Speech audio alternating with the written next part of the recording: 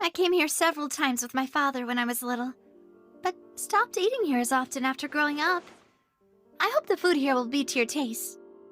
Oh, don't worry. We haven't eaten at a hotel like this in a while. Paimon's getting excited already. In that case, I'll go order for us first. Please wait here. Ooh, everything looks so good. People in Fontaine sure know how to enjoy life. Why, of course. Go ahead, try whatever you like. If the food's good, I'll make a group reservation for the rest of Spina di Rosula next time. And if it's not?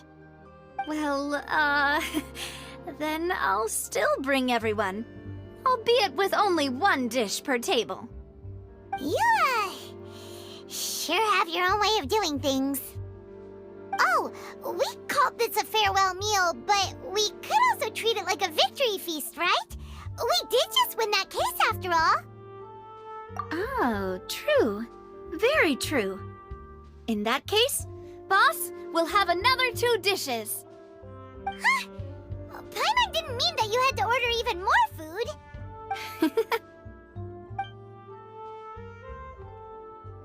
Speaking of cases, do you think that the mastermind behind the serial disappearances will get caught soon now that this has all happened? Well, we've certainly taken a big step forward, but I feel that's about it. We know that there's an organization that means to dissolve these young women, but we still don't know what they are really after. If it hadn't happened right in front of us, Paimon wouldn't have ever believed that a person could be dissolved like that. Right? Yet it was because this was such a preposterous notion that the investigation could never really move forward before. Ugh. If only that guy could have finished speaking! We were so close to hearing who was behind it. In such investigations, even the smallest step can seem like a yawning chasm if the trail of clues is cut off. To be honest, I don't have high hopes for any follow-up that the authorities might conduct. It's not that I don't have faith in their ability, it's just that a different perspective is required in some matters. It's easy to guard against and deceive a single narrow perspective. A shift in thinking is required at such times in order to produce a breakthrough. Which is exactly why the Spina di Rosula exists. Those highfalutin folk are not all-knowing. That's why we exist. To seep into the cracks where filth falls through, where their watch fails them. That's the kind of problems we solve. Seems Paimon thought things were simpler than they actually are. It's all right. Well, this was supposed to be a farewell meal, so I doubt you have further interest in this business, right? Let's talk about something else. Like, what are your future plans? That's true. We didn't have a chance to speak to her after the trial ended. It didn't really seem like the right time or place to do it anyway. I see. So, your primary objective, which has been foiled so far, was to have a chat with the Hydro Archon. I've heard that there's a long line of people waiting to meet Lady Farina.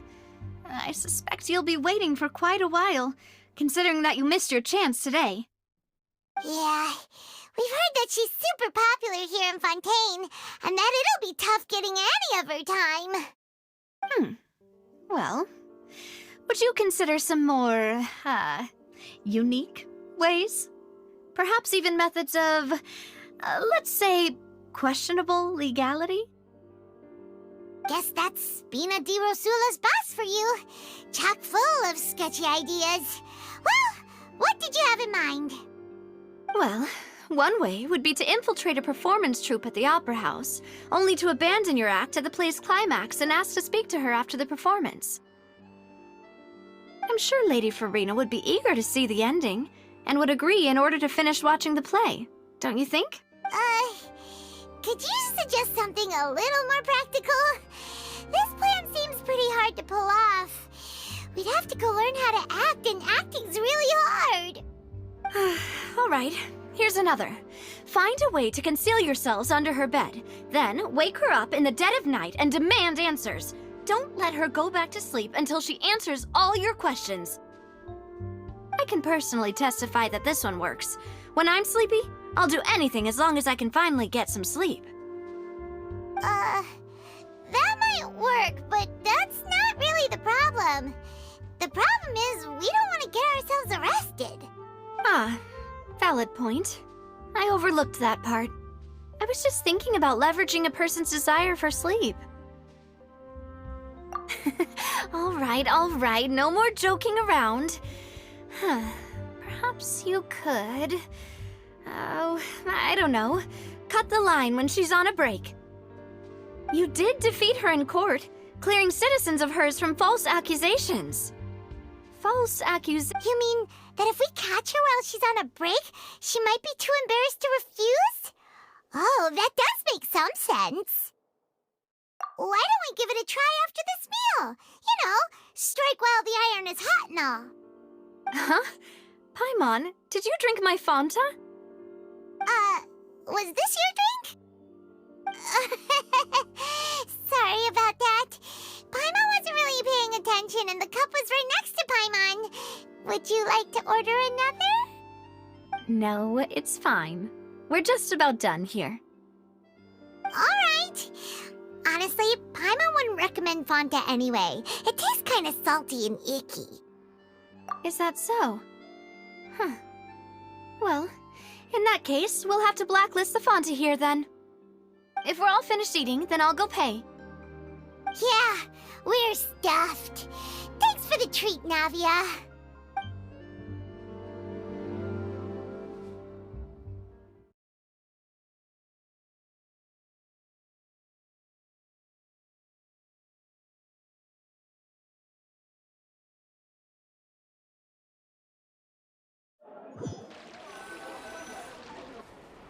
Oh, so full. Paimon can barely float anymore. Nah, that would be so... normal. You know, like you. Okay. As for expenses this month, we're... Hey, Navia! What are you doing over there? Oh, nothing. It was just a meal, you know? Nothing the Spina di Rosula can't cover. Let's get ready to try to meet the Hydro Archon again. Bye, Navia! So this is goodbye, huh? Well, if you do encounter any other trouble in Fontaine, you're always welcome to contact the Spina di Rosula. I'll give your requests the highest priority. In any case, I wish you smooth sailing. I'll see you again, partner. See ya!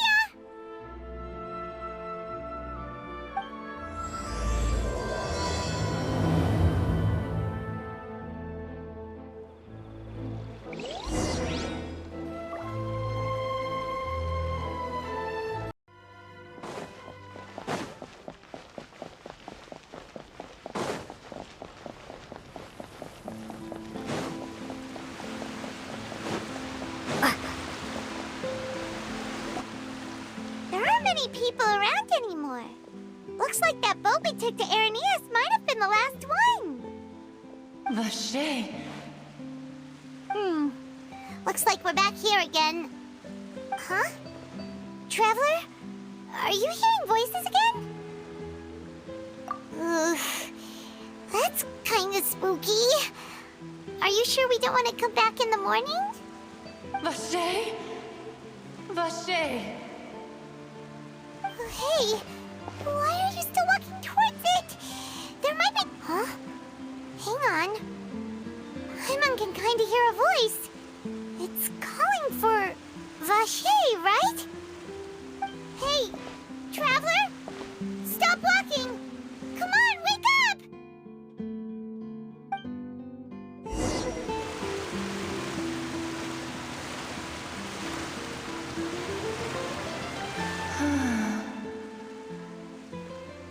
Vache, are you... my dear Vache? No, wait. You seem to be someone else. Do you know Vache? Do you know Wait. Who am I? I'm very sorry. I fear I do not know. My memories feel like they have been washed away like a flood. So many fragments dissolved amidst the tide, never to be recovered. How much have I lost? How many things that I once held dear while on land have I since forgotten? Yes, that is what I was once. But now, I am but the consciousness of one who is lost, therefore. I do not know how I came to be like this either. I only vaguely remember being covered in light blue water, and then all grew dim. I also remember going to many places. I loved adventure, loved exploring places of peril. No matter where I went, Vacher would go with me. I knew how dearly he loved me, and I also loved him equally as much. But now, we can no longer go back. The pain of such parting, I never knew how heavy it could be. No, our reunion no longer has any meaning. There is no way for us to create any new memories. The thought of me gives him no succor. So let it lie forgotten beneath the waters. If you meet Vacher, tell him not to look for me. Tell him to move on. That is the only thing I still remember. Perhaps that is so. As I was submerged in the waters, losing consciousness, I saw Vacher above the surface. His eyes were filled with such sorrow, such longing. If only I could have comforted him, told him that I did not suffer. Indeed, I had felt a great warmth. Is that what you call it? Dissolving? If anything, I consider it a form of release. It was a state of neither fear nor frenzy, with only an endless peace, like the water's still surface. I could also liken it to being a thirsty person who drinks water for the first time, and only then sees how they have lived for so long in a world of endless want and anxiety. I think I hear your companion. It's time for you to go, I think. Farewell, then. I am glad that you were able to sense my presence. Remember, if you see Vacher, tell him not to seek me out any longer.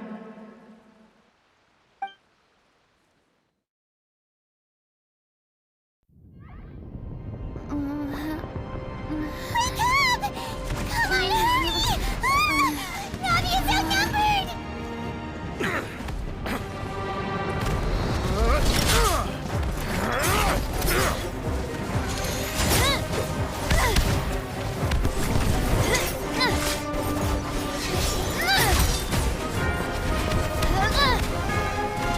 Demoiselle, look out!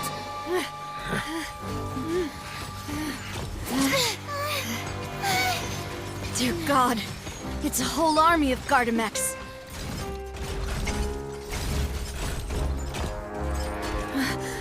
Chlorand?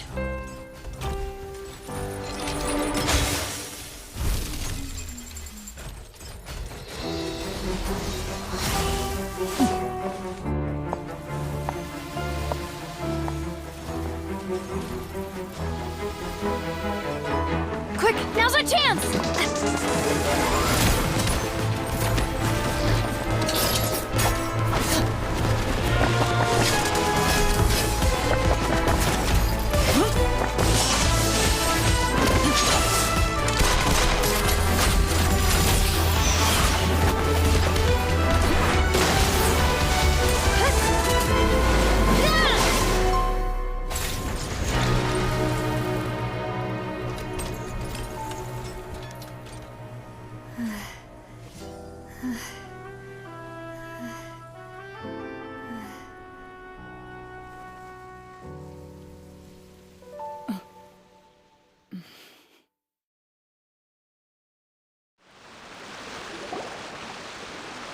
I should thank you for lending us your sword there, Clorand.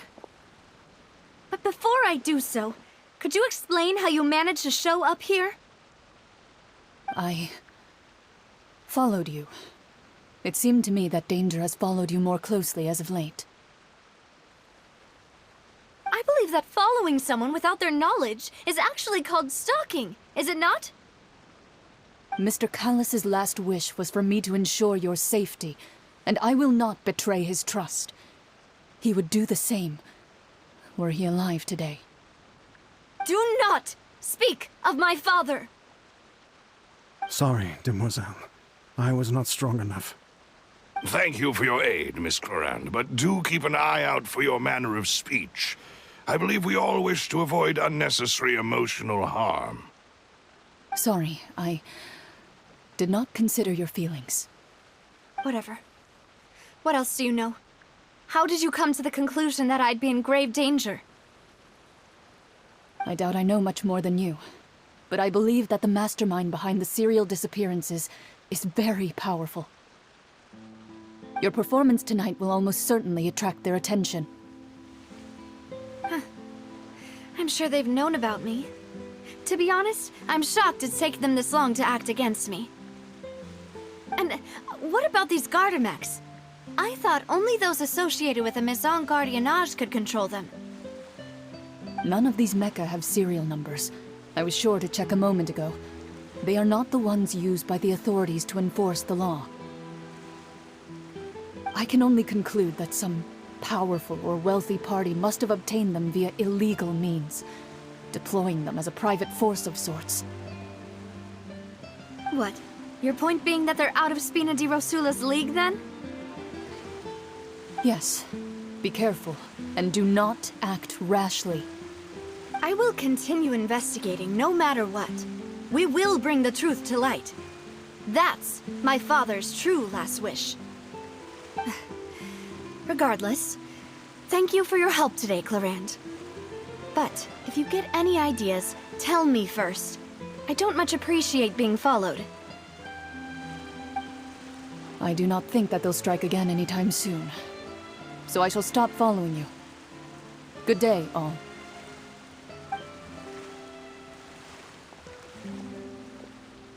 Right. I suppose that's the best news we've gotten today.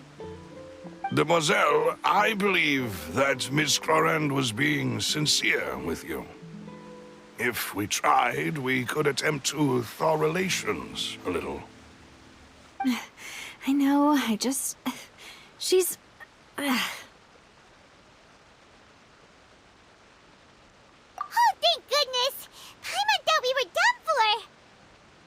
Those Gardamex came out of nowhere while you were unconscious, and Nadia and her gang saved us!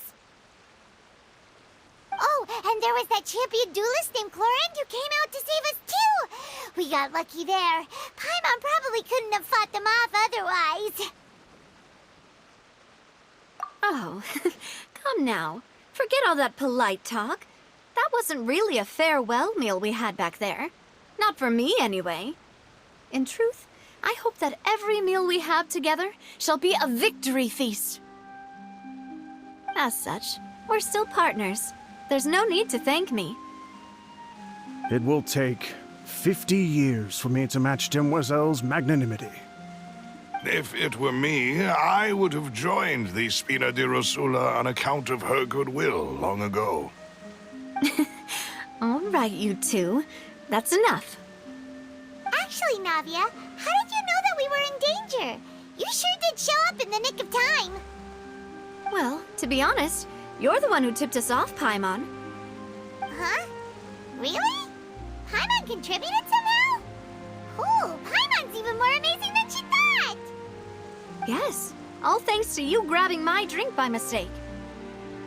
How did that help? After we parted ways, I was on the way back to one of our bases when I suddenly thought of what you said.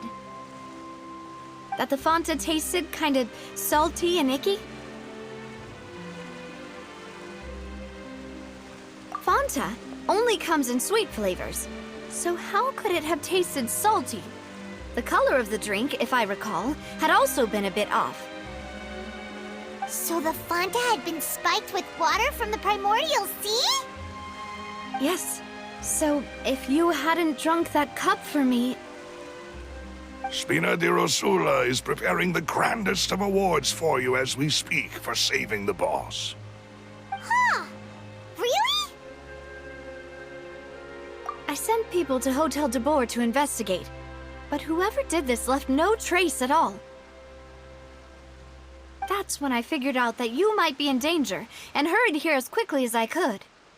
But why would they go after us, too? All we did was defend Linny in court and help clear his name. Ugh, now we're caught up in this mess, too, aren't we? Well, you did foil a plan that they were probably pretty proud of, and almost got their name in the process. Speaking of which, did anything strange happen when you drank the primordial seawater? Well, it can't be a coincidence that the traveler fainted just now. She said that she heard that voice calling for Vache again. Oh, and this time Paimon heard it too, but it was real faint. Does this situation have to do with the primordial seawater then? Does that mean the primordial seawater raises someone's sensitivity to hydro when it's used on people who are not from Fontaine? That doesn't sound like too much of a bad thing, to be honest. New intel? While you were out cold? Well, let's hear it, shall we?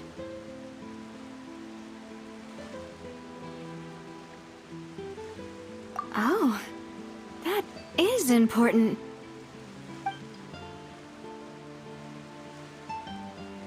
Vache. That name doesn't ring a bell. I suppose he hasn't stepped forward as a witness in court lately. Since he saw that young woman dissolve, he was at least at the crime scene. But he never gave testimony or any information regarding people dissolving in the primordial seawater. Could he have been threatened? Yes, thank you. This is very important information indeed. We will continue to investigate. Oh, you mean you'll help us investigate? Well, you did say that our farewell meal didn't really count. That means we're still partners, right? And besides, we're in this now whether we like it or not.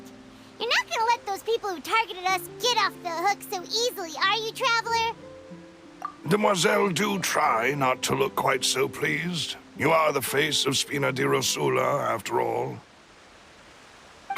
You talk too much. Well, in that case, let's head back to one of our bases, shall we? I'll arrange accommodations for you. We also have some plans to go over, and hopefully we can deepen our bonds as partners. But we'll take that one step at a time, I guess. Don't worry, you two. With us around, our base is definitely secure.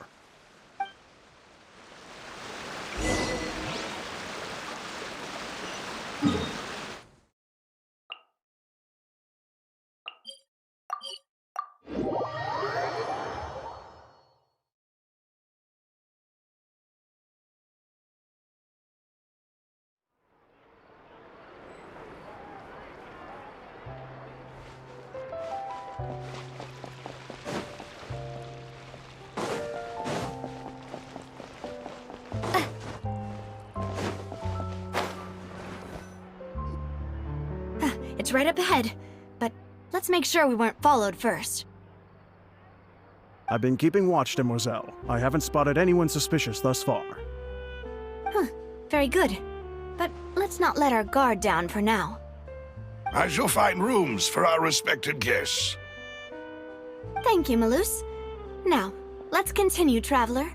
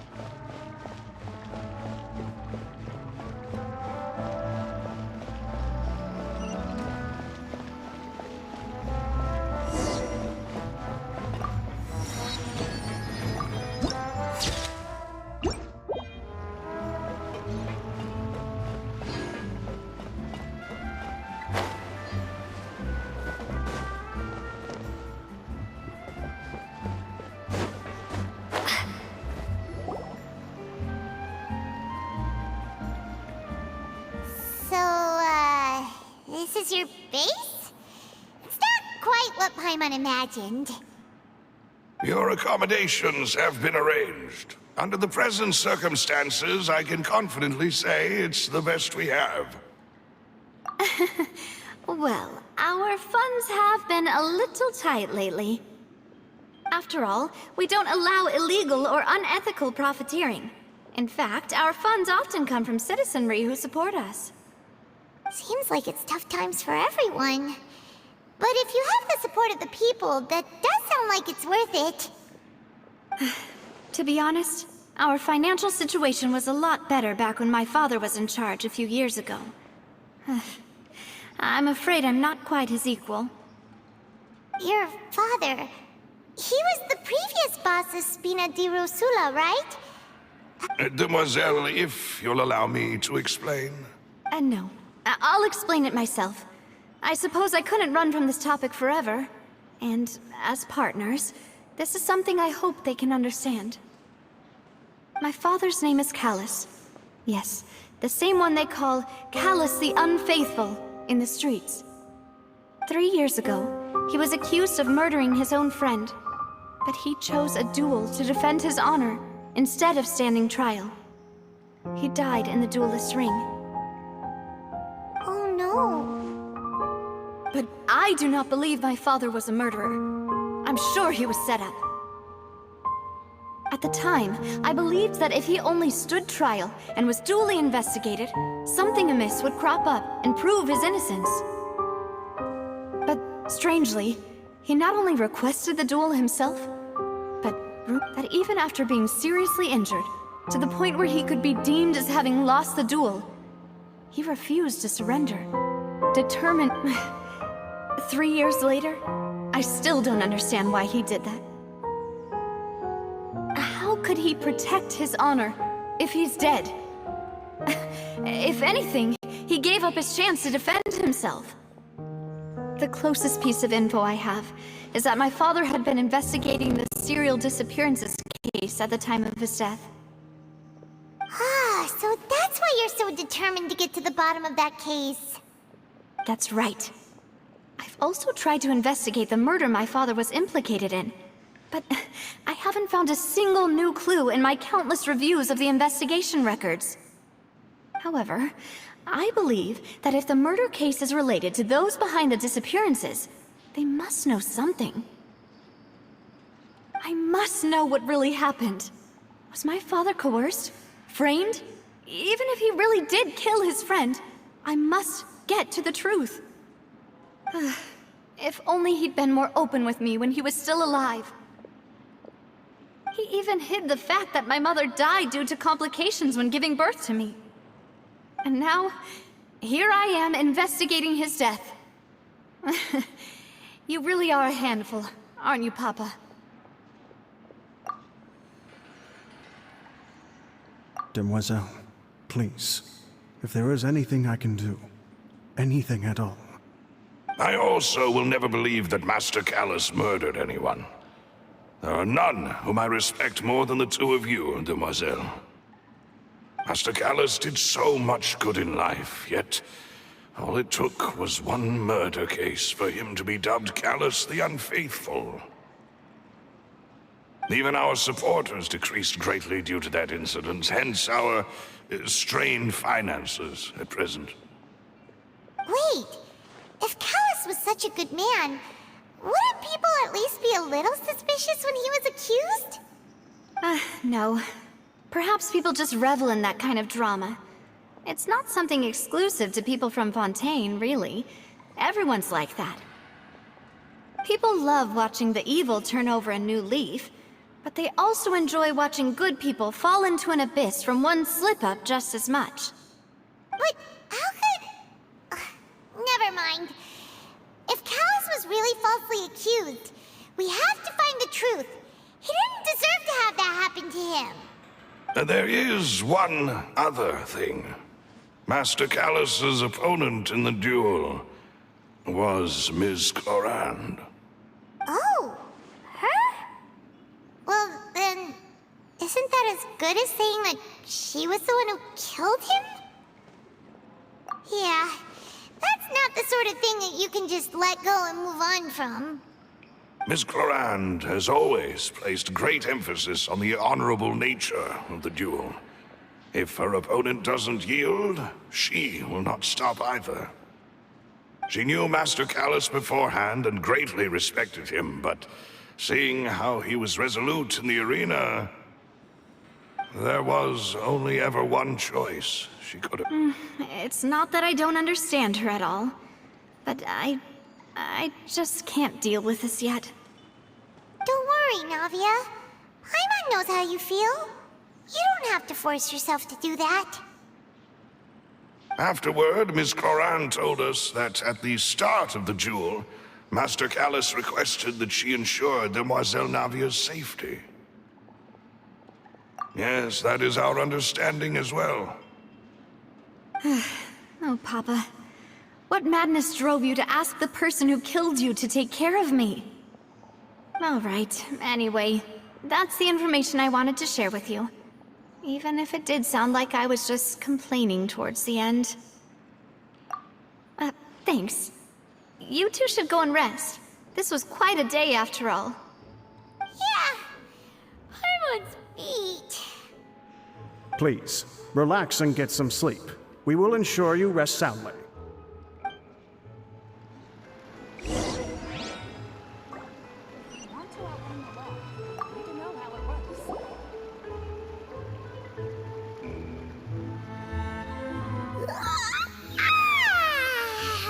Paimon slept so well.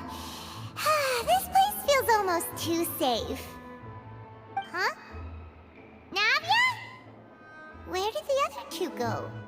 I sent them back to Poisson. It's Spina de Rosula's place of origin, and where we have our headquarters. There's not much for them to do here at the moment. Paimon gets the feeling that you're just trying to get them off your back. But never mind that. When did you get back? Were you waiting here the whole time? No, I just returned after going out for a while. I did some investigating yesterday regarding the name Vacher. Wait, so you didn't sleep at all? How could I after having such critical new evidence appear? Guess Paimon wasn't speaking for everyone just now, huh? Unfortunately, this name seems to have been wiped from existence. It doesn't seem to have a match anywhere. I suspect that those behind this have already taken steps to hinder an investigation from this angle. But that does prove that this Vacher person is a key witness in the incident. Does that mean we're too late, though? No. There is one ray of hope. One place in Fontaine that they would find almost impossible to threaten, no matter how much they wanted to. And that is the archives kept by Chief Justice Neuvillette, a place where detailed files on all the cases in recent years are kept. If the Oceanid you met is one of the young women who went missing recently, we should be able to find some related information there.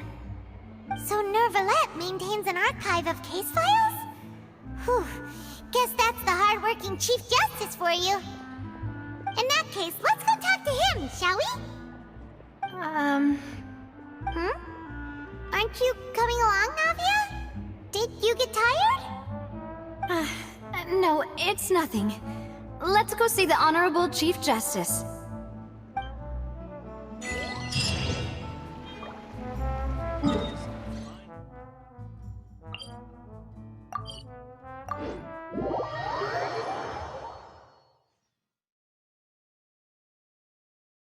The Palais is right up ahead. Come on.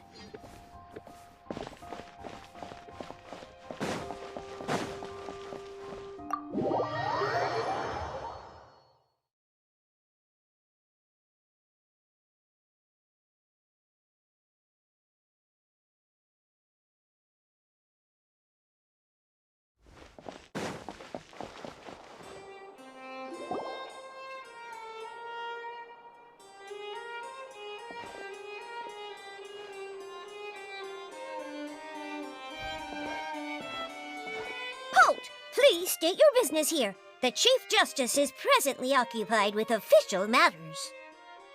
Huh. This place does look pretty heavily guarded. Guess that proves that Nervalet's files are really secure. Hey, don't you recognize us? Huh? Who are you? Just to be clear, I don't care who you are or who you might be related to. Our rules make no exceptions. See? They've got great discipline, too. Yep. Paimon can tell. If you're here just to crack jokes, I can point you towards the exit. Unlike some, we're busy, so please leave if you don't have a reason to be here. No. What I meant to say is, shouldn't you remember us from a few days ago? We were at the trial of the great magician Linny. Oh, yes, I remember. I read about it in the Steambird. You must be Linny's attorneys. It's all coming back to me now. We're here today to report and archive some information on a follow-up case. Huh. Is that even a thing? Of course. Don't worry. We're here on official business. You can trust us. All right then, I'll let you through. The Chief Justice is just inside. Thanks so much.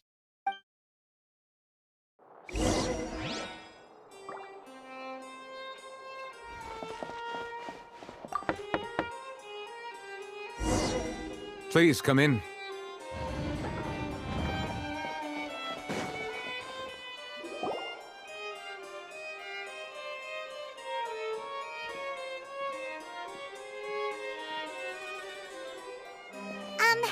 Sorry to barge in, Monsieur Nervalet. We only lied to get in because we didn't know any other way. It's all right.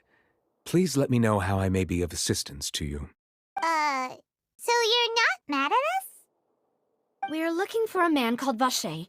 He may have been an eyewitness in the serial disappearances case. If we can find him, we may be able to unearth some key information on the case. Ah, I see. In that case, please wait here a moment while I browse through the files.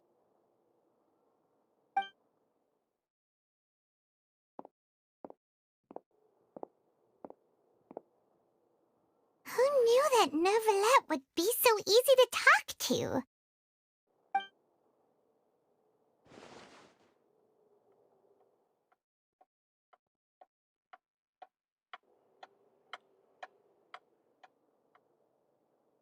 Unfortunately, I'm quite certain that no one by the name of Vacher has been involved in any case, criminal or civil, in the past several years.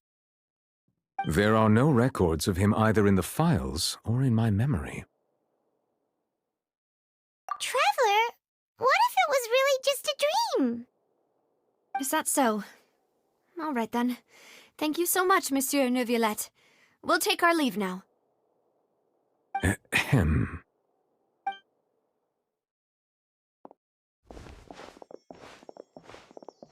Miss Navia, I can understand how you feel.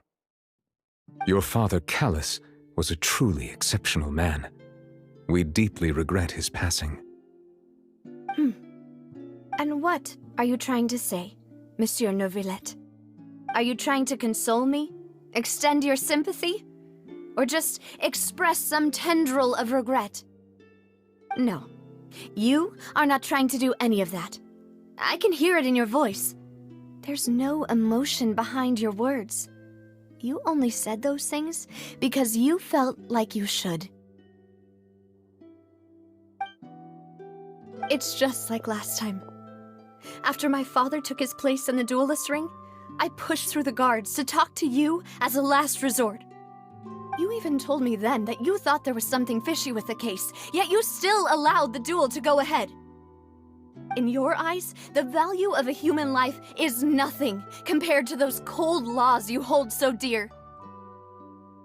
If you truly regret my father's death, then why didn't you call a stop to the duel?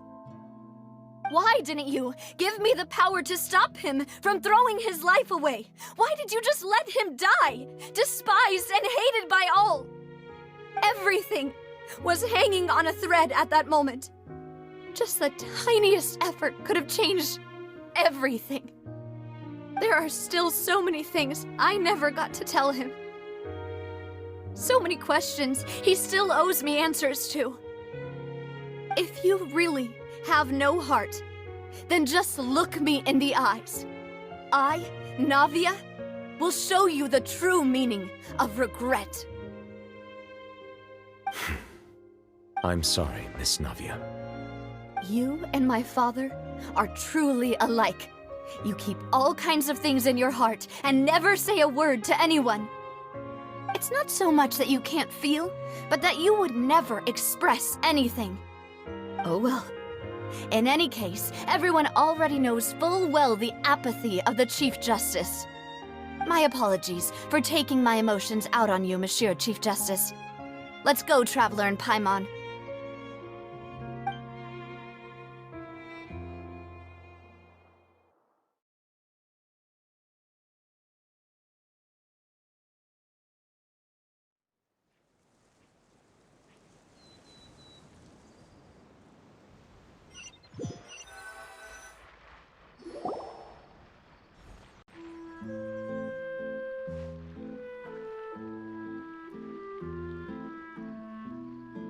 Navia, are you okay? I'm fine. Rain. You're right. Wasn't it still sunny when we went into the building? And there shouldn't be any active trials today. How strange. Now that I think of it, on the day my father was convicted of murder, it was also raining. What is it? Did you think of something? Yeah, he was outside. It was uncovered and the rain could fall there. Why? Do you think the rain could have affected the crime scene? That thought has occurred to us before. We've even expanded the search area to try to account for that, but didn't find anything of value. Oh? Wait. You don't mean... So you're saying that the true murderer could have been turned into water and then got washed away with the rain? Yeah, and if that's what had happened, then no one would have believed your dad, even if he explained what he saw to the authorities. I really think I found a true genius for a partner. You're completely right. How did I not connect the dots earlier? All right, let's go to Poisson. With this new lead in mind, we'll get to the bottom of my father's case for sure. Yeah, we're gonna make progress for sure this time. Do you want to go with me now? Or do you want to head over by yourself later?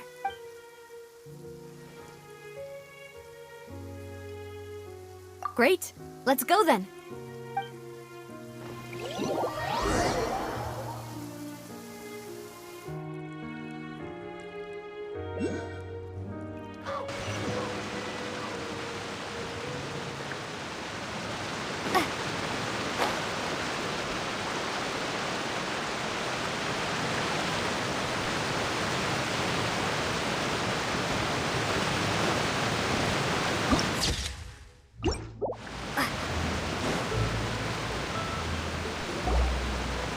Whoa, what a huge ship!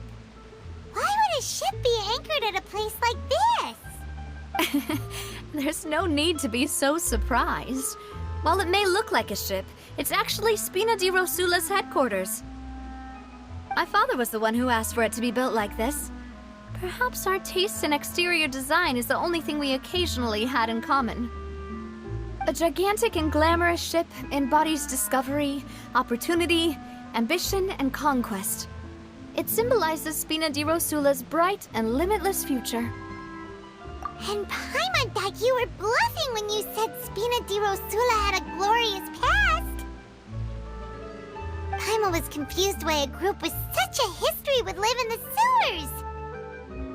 But now that Paimon has seen this ship for herself, she's been convinced. Well, Poisson is where Spina di Rosula began, after all. It's our main base, our home.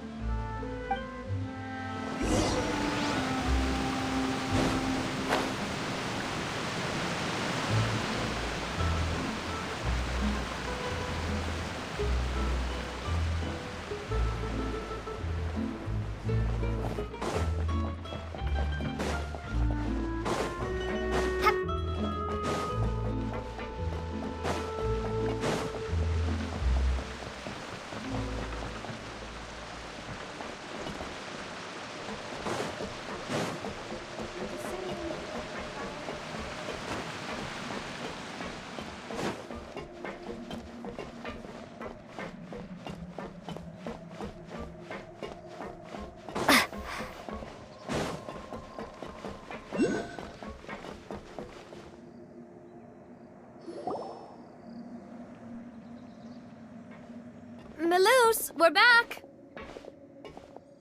Apologies for the wait, demoiselle, and our most important partners.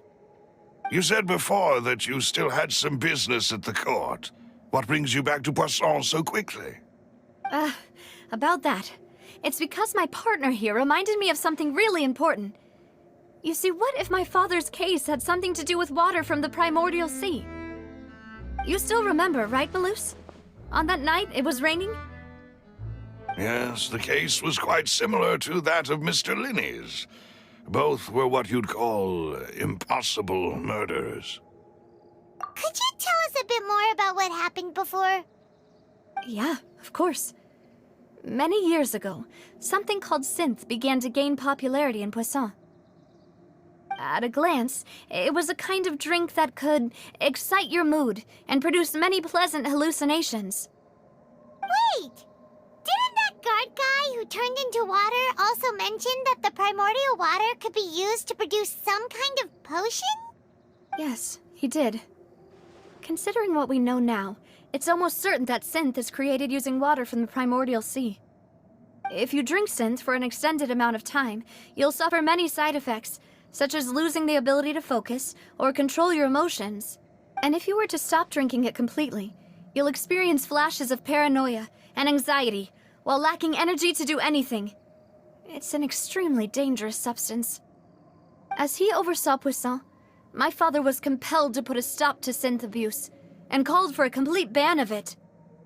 Boss's uncompromising attitude incurred the synth vendor's wrath, but no matter how much they threatened or bribed him, he refused to yield. Not only that, Boss became determined to find the mastermind behind the synth operation and put an end to the problem once and for all. Yes, but the enemy was very cunning. So he could never get anything out of the dealers. All of whom, recognizing that, my father decided to contact the dealers in secret and cultivate personal relationships with them. Finally, the man's name was Jacques. He felt greatly ashamed about his work after seeing many families destroyed by synth abuse. That night, my father hosted a banquet at his countryside estate. He planned to meet up and exchange information with Jacques over some food. But then, we heard 2 gunshots from the courtyard. We raced to the scene and found my father, still holding a gun, and Jacques, who was already dead on the ground. Huh? How did that happen? Aren't they on the same side? Sounds just like Lenny's case, doesn't it? In both cases, the culprit seemed obvious, but neither appeared to have any motive at all. Looking back on it, though, I now believe the most important clue was something we all overlooked at the time. There were pieces of clue. Precisely. It's all thanks to you that I made the connection now. Back then, we all just thought they were some costumes that Jacques used to disguise himself at the banquet. But, considering it now, it's almost certain that they belong to a third person at the scene.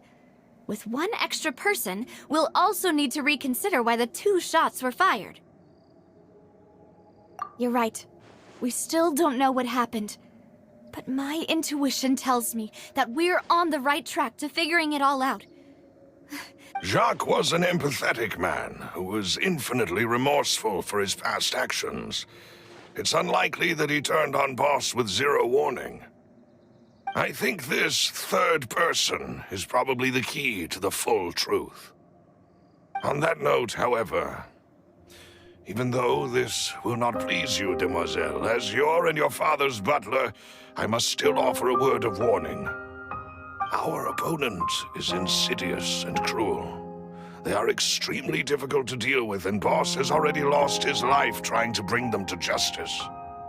Even though Spina de Rosula has lost most of its former glory, Poisson has welcomed a new time of peace, and we have been... There is no need to follow your father's path. It would be both wise and in line with Boss's wishes to step back and give up on the case. If that's indeed what he wished for, then he should have told me that himself. Was I not the closest person to him? And yet, I was the one most kept in the dark. What was the point of him dying without sharing any of the secrets he knew? Did he manage to protect anything in the end? Synth is still here. Callus the Unfaithful is still his epithet. And Spina di Rosula is barely getting by. Did he think I'd just accept his meaningless death and live out my life just as meaninglessly? I've never accepted that, ever. Not since that day, and certainly not now. I want to find out the real answer for everyone's sake. For the missing girls, for the victims, and for myself. Navia. This is indeed the best moment to act. Your partner appears to be quite reliable, and more importantly, Demoiselle, I think you're also ready to take this on. So you do know something else, Malus? Yes, I do. In fact, even before that banquet, Boss already knew of the connection between Synth and the serial disappearances case. But what drove all the tensions to the boiling point was the revelation that you, Demoiselle, had been selected as the next target to disappear. What? Boss also didn't tell you that he had been diagnosed with a rare illness. The doctors told him that he had no more than 5 years left to live. And the serial disappearances case caused him great anxiety. 5 years was nowhere near enough time to resolve this long-standing conflict. But once he passed away, all the danger would pass on to you. Knowing all of this, he decided to use one final intimidation tactic before his death.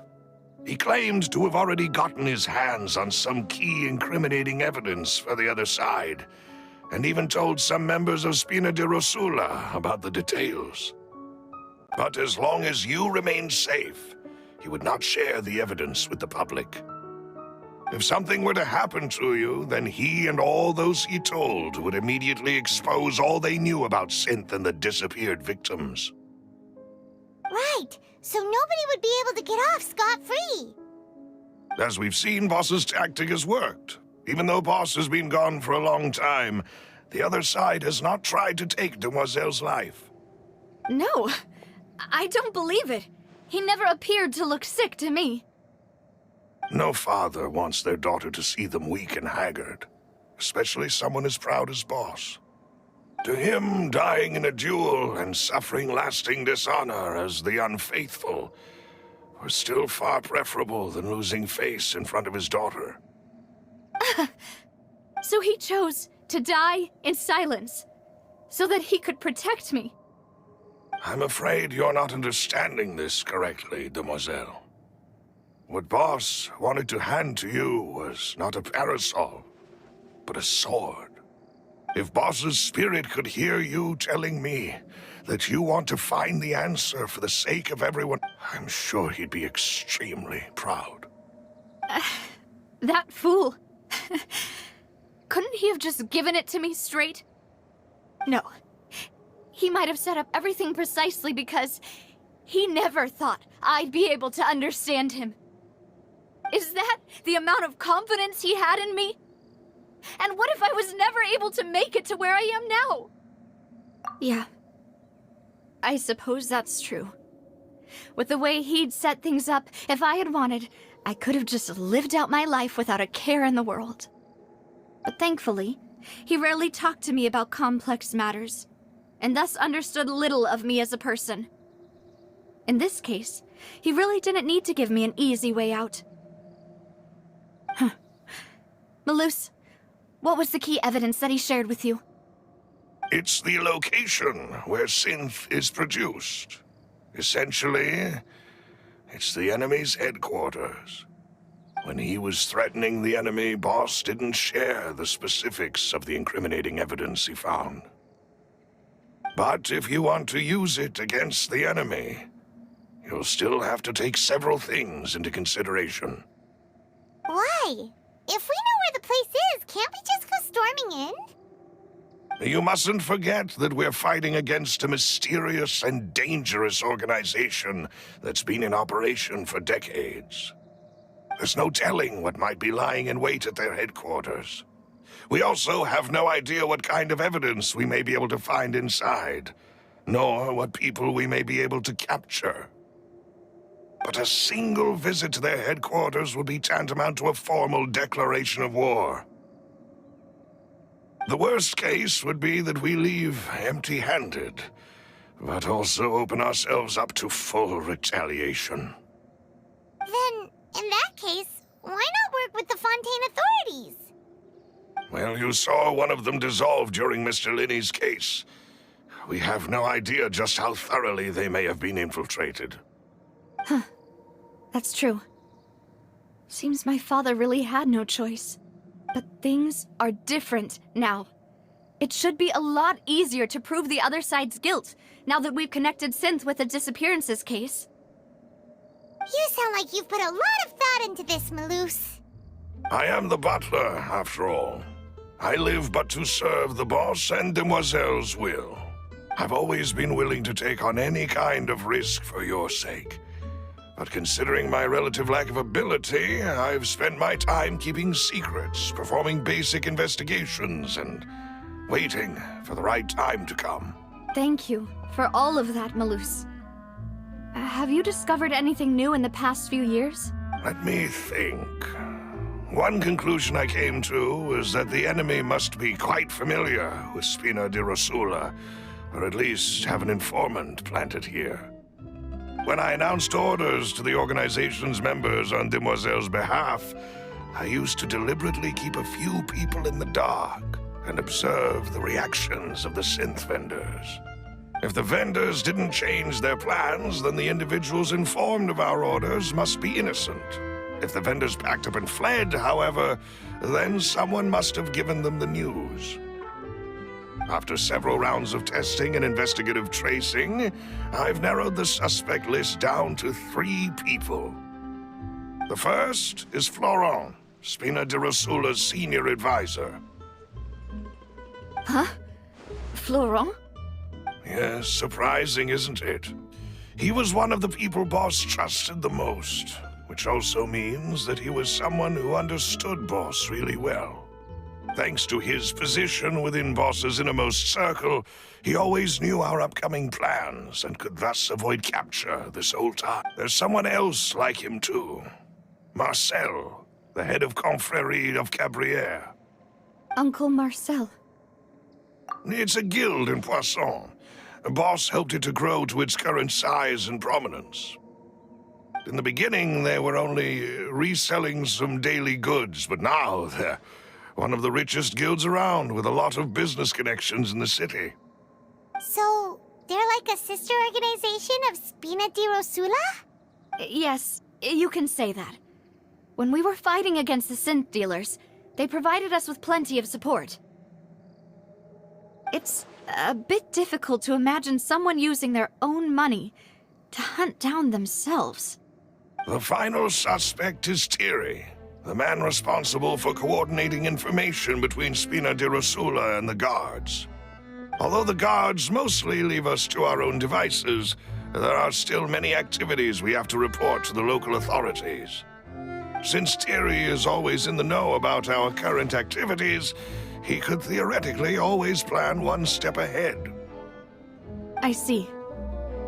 These are all people who I communicate with quite regularly. To think that the enemy we've been fighting against has been right next to me all along, among those I trust the most. It's almost too hard to believe. If you want to investigate them, please take every precaution to not alert the quarry. Judging from our experience, the enemy is extremely cautious. Of course. And thank you, Maloose. You've provided us with a lot of great information. You're too kind, my lady. I'm just doing my duty. And before I forget, proving Boss's innocence would also mean clearing him of blame in Jacques' death. After that incident, Jacques' wife and daughter were taken into the Spina's care. They still live in Poisson today. If it might help, you could also pay them a visit. I can make the necessary arrangements. Aw, thank you so much, Malus. You really are the best. A new case awaits, my dear partner.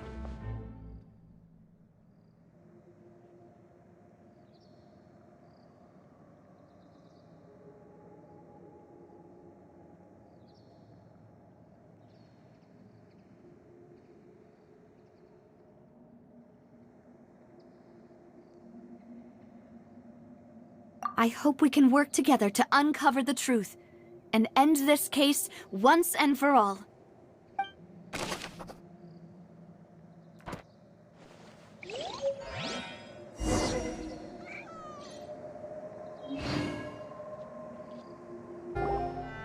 It is settled, then. Please excuse me, and enjoy your conversation at your leisure. Thank you for arranging everything for us, Malus. Excuse me, miss. Do you need anything from us? Hey, Navia's all quiet. This isn't like her at all. I'm sorry that I only came to visit after all this time. After what happened, I didn't know how I was supposed to face the two of you. Ah, if it's about that, there's no need to apologize. After my husband died, Spina di Rosula sent us a lot of mora and support. I understood your guilt and apology to be genuine. But aren't all of those things nothing compared to the loss of Jacques? I can understand the kind of pain that comes with losing a father so needlessly. You don't understand at all. I didn't know how to face you, because I didn't know what I could possibly bring as a consolation gift. I know only the full truth could bring closure to you, and to all of us. I'm sorry. I appreciate the sentiment, but you don't have to carry all that guilt. On the matter regarding my husband, my daughter and I have more or less found our answer already.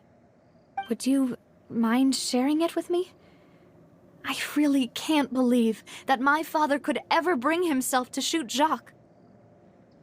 I always knew that my husband's money was earned through others' suffering. He told me countless times that if he could turn back the clock, he would never go into the synth business again. He had many regrets, and felt that he took the idea of providing for his family too literally. For the longest time, he thought Mora was everything. So when Mr. Callis came to him with a proposal, he accepted it almost immediately. He tried to be as careful as he could, but even so, he was still found out by the higher-ups. They found out about his betrayal? Papa didn't say that exactly, but Papa did tell me that I should never be ungrateful.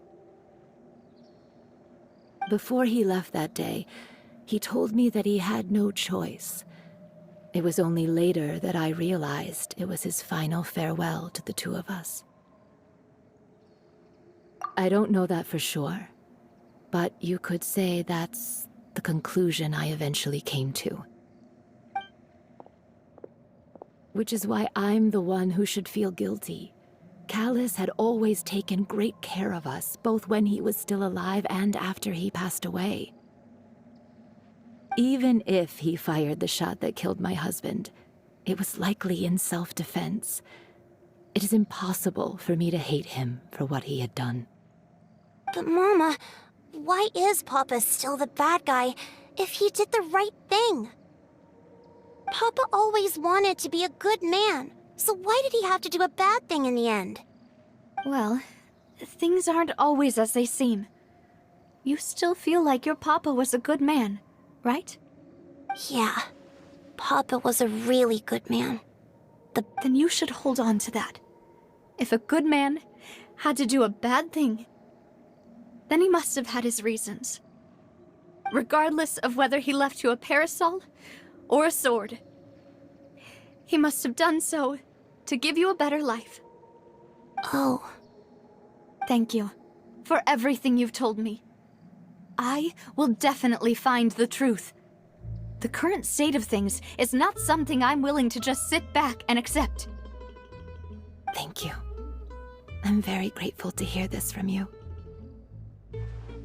Even though your personality is quite different from your father's, your determination when you speak is really similar. You really think so? That's the first time anyone said that to me.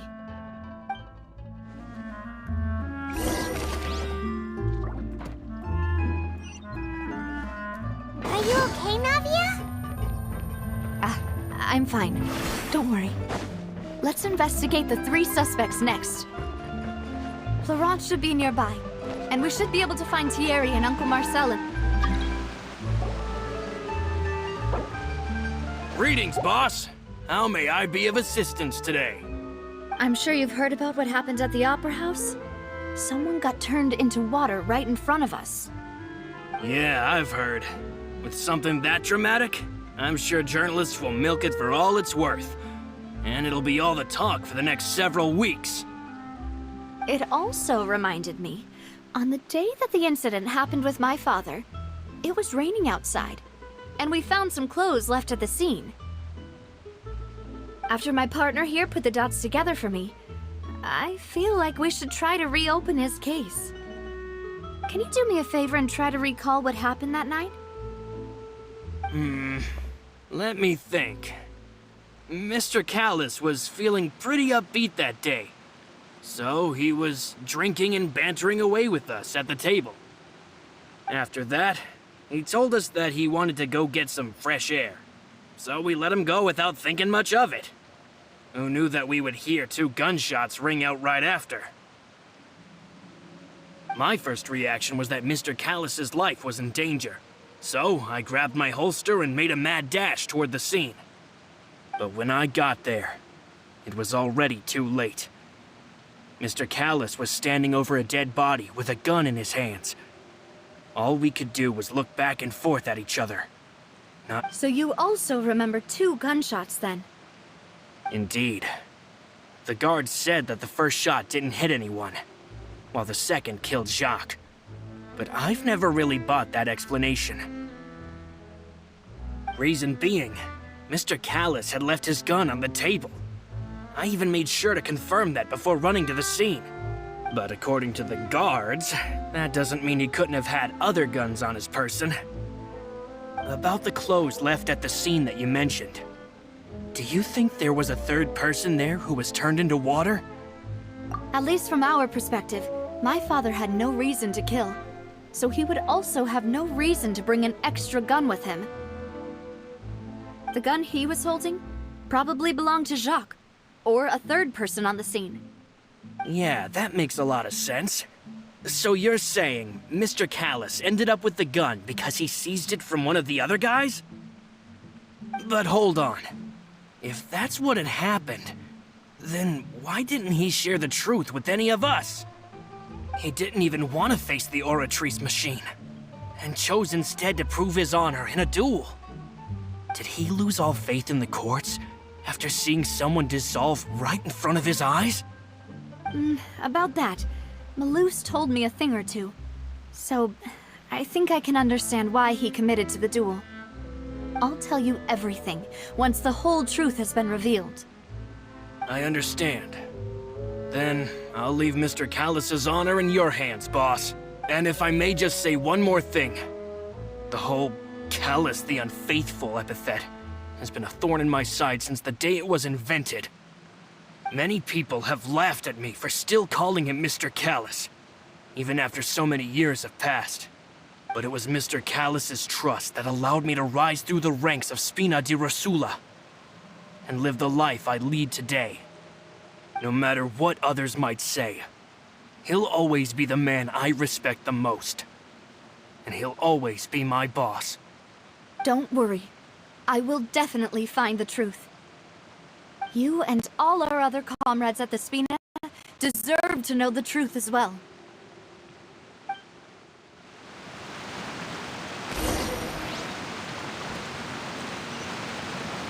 Intel is just like teachers. Gotta guess a lot.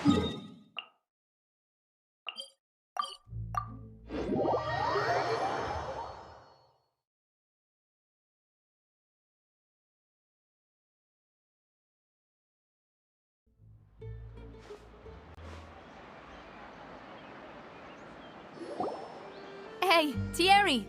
It's me! Oh, now, what brings you here, Miss Navia? I've heard that you made quite the name for yourself at the Opera House. Oh, so you've caught news of that already. Oh, okay. Hey, I'm also a member of the Guards, you know. The way you make it sound, people would think I was sent off to Poisson because I had done something wrong. Are you sure there isn't a little bit of truth in that? Under normal circumstances, shouldn't you have been called back to the city already? I mean, where I work is really up to me. Let's just say I enjoy the ambiance of Poisson. Callis did a fantastic job running the town, building Spina di Rosula from the ground up and clearing many obstructions in my way. It would be next to impossible for me to find a similarly easy but high-paying job in the city. Anyway, enough chit-chat. Are these two friends of yours? You, here for some formal business? Yes. These two are my partners. What happened at the Opera House made us realize that Linny's case and my father's may be related. We're trying to reinvestigate the details of my father's old case. Ah, I get it. You think there might be more to the case now that we know people can be dissolved into water, right? I was also flabbergasted when I first heard of it. If you want to go through the original files from your father's case, I can help you look for them. That'd be much appreciated. Thank you. Actually, I have another question. Do you have the authority to dispatch Gardamex? Of course. Without them, I couldn't possibly handle Poisson on my own. Why do you ask? We definitely can't use them to forcefully get more evidence for your father's case. Well, you see, just recently, we were attacked by a horde of unnumbered Gardamex in the city. So, if you hypothetically wanted to do something against me, all you would need to do is get rid of the mecha serial numbers and send them after me. Then you think too highly of my abilities. Dispatching mecha is very different from controlling them. If I had to make an analogy, when you order a dish, the chef will make it for you. You can ask the chef to cook, but not to massage your shoulders or carry your baggage. If you try to make unreasonable demands, the chef would just think you're out of your mind and ignore you completely. The same goes for me and my Gardamex. Removing a serial number is also not as easy as you might think. There are a lot of complex steps to it, and it's almost impossible to keep it a secret. So I can promise you, those mecha were definitely private units. They're certainly not cheap. So, whoever their owner is must be super rich, powerful, or both. Now that you mention it, though, being in the synth business would definitely be profitable enough to afford this. Oh, then you're officially in the clear, Thierry. Oh, well, thank you for the vote of confidence, Navia. Jokes aside, I'd like to wish you all the best with your investigation. I'll be staying in the city for a little while, so just come find me if you need any support from the guards.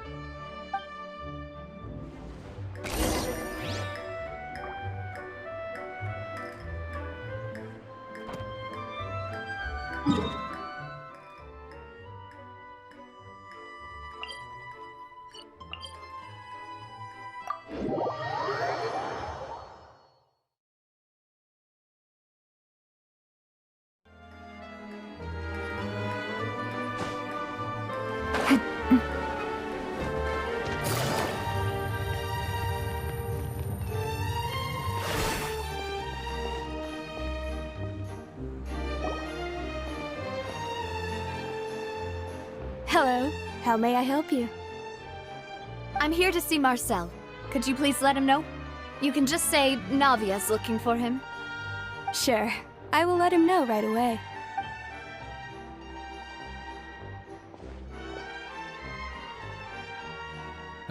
Navia, hello. Sorry to keep you waiting. I'm not as young as I used to be, so my legs are giving out a bit. Oh, it's all right, Uncle Marcel. There's no need to stress. I just wanted to talk to you briefly about what happened in the Opera House. I'm sure you saw everything too, right? Yes, I've never seen anything so strange. Oh, you were at the Opera House too? That's right. I went there with Navia to see the magic show. Who knew it would turn into a whole murder mystery? I also witnessed your marvelous sleuthing work. Quite impressive. To beat the Hydro Archon at her own game on her own turf, I can already imagine everyone in Fontaine discussing your exploits over a few glasses of wine. Oh, Paimon doesn't want to become the talk of drunkards. Apologies. It's just how Fontaine is as a nation. Everyone loves drama and theatrics. Uncle Marcel, you've also noticed that other thing, right? The fact that humans can dissolve in water? Yes, I was reminded of your father's case right away. Is that what you're investigating now? Exactly. I still don't have much solid proof, but I can sense that the other side has already begun to act. Oh, and what makes you say that? We were attacked on Araneus by some unnumbered Gardamex. And there was also an attempt to get me to drink water from the primordial sea. If not for the vigilance of my partner, I probably wouldn't even be here talking to you right now. Oh, you're giving us too much credit. Wasn't it you who protected us? Alas, it seems things are heating up again. The peace that Callus sought so dearly will soon become a thing of the past. But rest assured, Navia, Poisson will always remain a safe haven for you. If you're scared, you can always return there. If anyone dares to lay their hands on you there, the Confrérie of Cabrières will use its funds to the last Mora to bring them to justice. Thank you, Uncle Marcel. But I don't intend to go into hiding. I'm going to strike while the iron's hot. Do you have any new thoughts on my father's case? About that. Sorry, my age is catching up with me, so it'll take me a while to recall my memory. The Confrérie was responsible for that banquet, so I was out and about the whole time making sure things were running smoothly. I didn't even have the time to drink with the guests. Then I heard the sound of a gunshot, and the rest was history. Oh, it's okay. No need to push yourself. We'll ask around some more, see if there are any valuable clues elsewhere. Sounds good. Just let me know if you ever need Mora. All my wealth comes from Callus's patronage and support. I'll spend however much it takes to clear his name.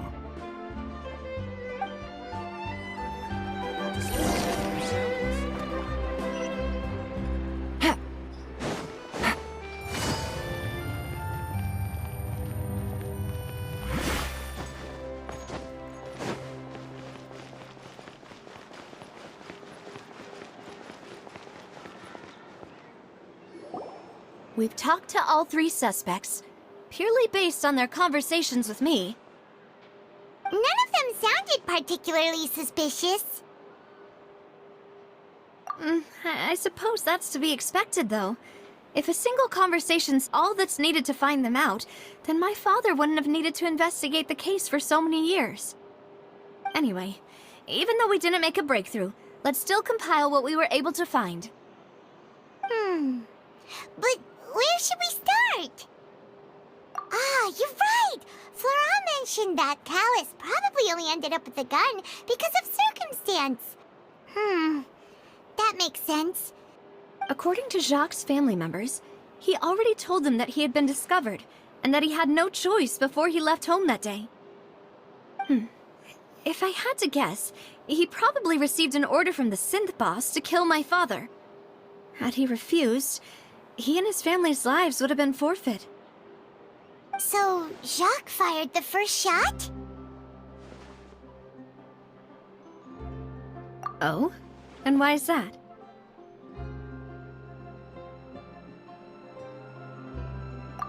Oh, that's a good point.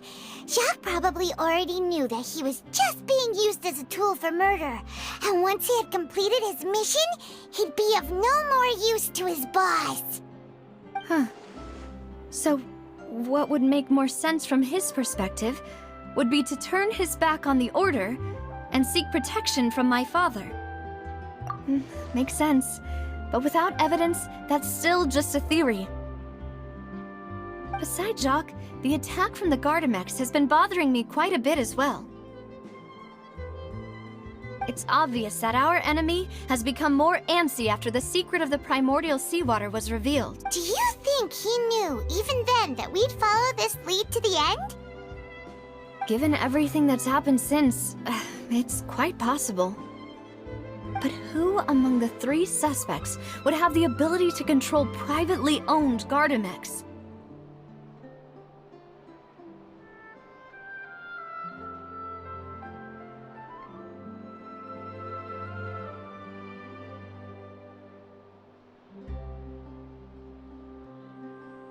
Uncle Marcel?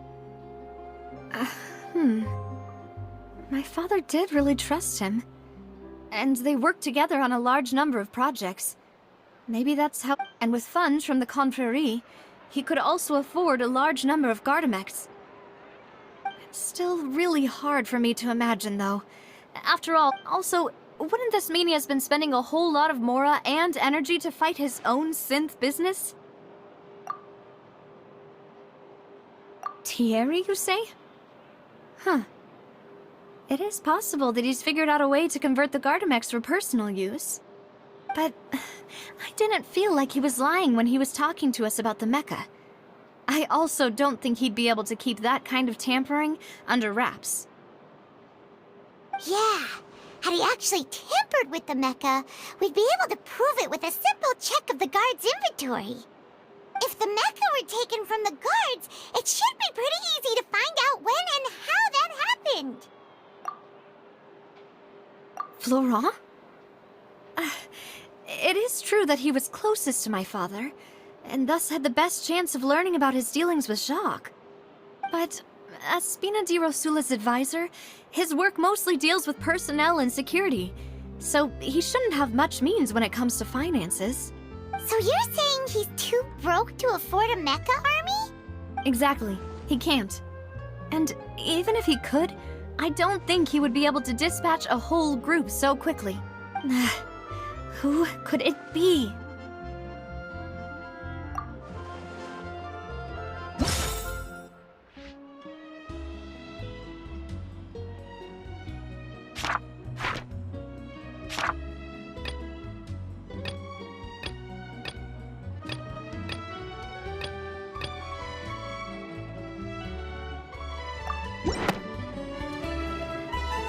You know, if you think everything through, Uncle Marcel is indeed the most suspicious of them all. Could we be missing other suspects? Malus didn't know about the people turning into water thing when he narrowed it down to these 3, did he? Malus has always been very reliable, and his judgment of others' trustworthiness has been fair and well considered. When he laid out his case for the 3, the rationale he gave me made a lot of sense as well. The suspect is knowledgeable about the Spina's internal affairs, has the means to dispatch mecha to assassinate us, and possesses significant intellect and foresight. Even if I don't want to believe it, I'm starting to see how things could all tie back to Uncle Marcel. Well, we still have another trump card on top of all the theorizing and speculating. Yes, Malus did say that charging straight in there would be extremely risky. But we don't have any other options right now. We need far more solid proof before we can hope to go charging in on our enemy. Navia, here you are. Oh, I've been looking for you. Huh? Aren't you the guy from the guards? Did something happen? Yeah. News came from Irenaeus just after you left. We've got another trial on our hands. Wasn't that place built specifically for holding trials? What's so newsworthy about this one? I know. but they said the person they're putting on trial is a Fatui harbinger called Tartaglia. What? Is that someone you know? Yeah, we know him. Maybe even a little too well. Well, he's been accused of being the true culprit behind the serial disappearances case. It's absurd, don't you think? Wait, how? None of our investigations have had anything to do with him. That's what I thought was strange about it, so I came to tell you the news right away. If the charge against him stands, then it'll be next to impossible to get the guards to support any of our planned investigations. Right. Because they'll think they've already found the culprit. Yeah. And it'll be a lot harder then to clear Mr. Callus's name. I understand. Well, partner, what do you think we should do?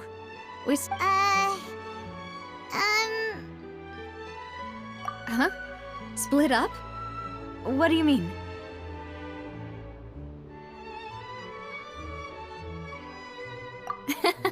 Just as expected of my partner.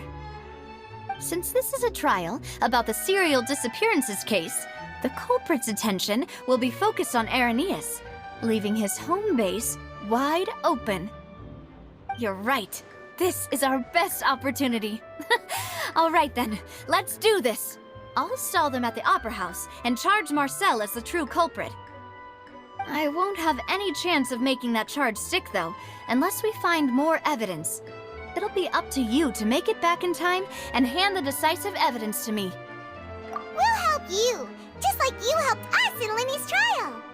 Demoiselle, please allow us to accompany you. I'm ready.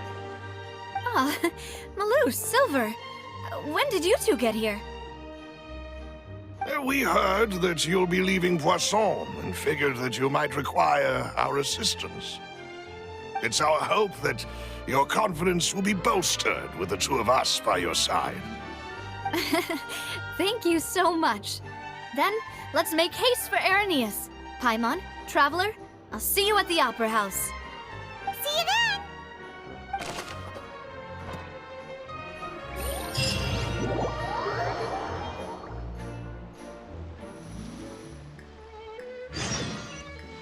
Now that Navia has set out for Irenaeus, we should also get going.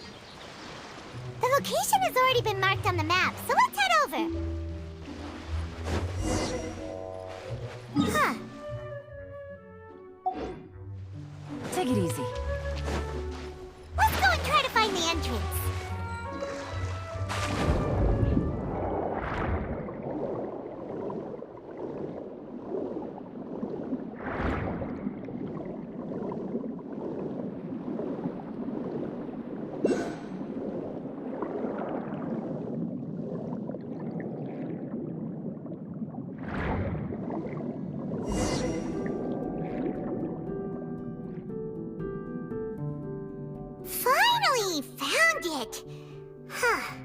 So this is the entrance that leads to the synth production base.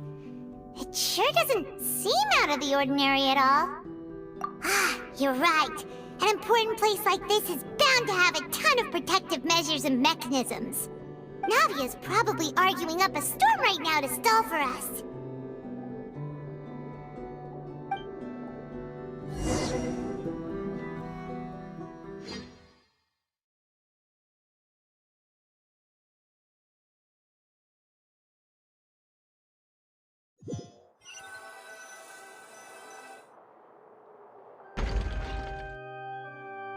It would appear that I must repeat my question again, Mr. Tartaglia.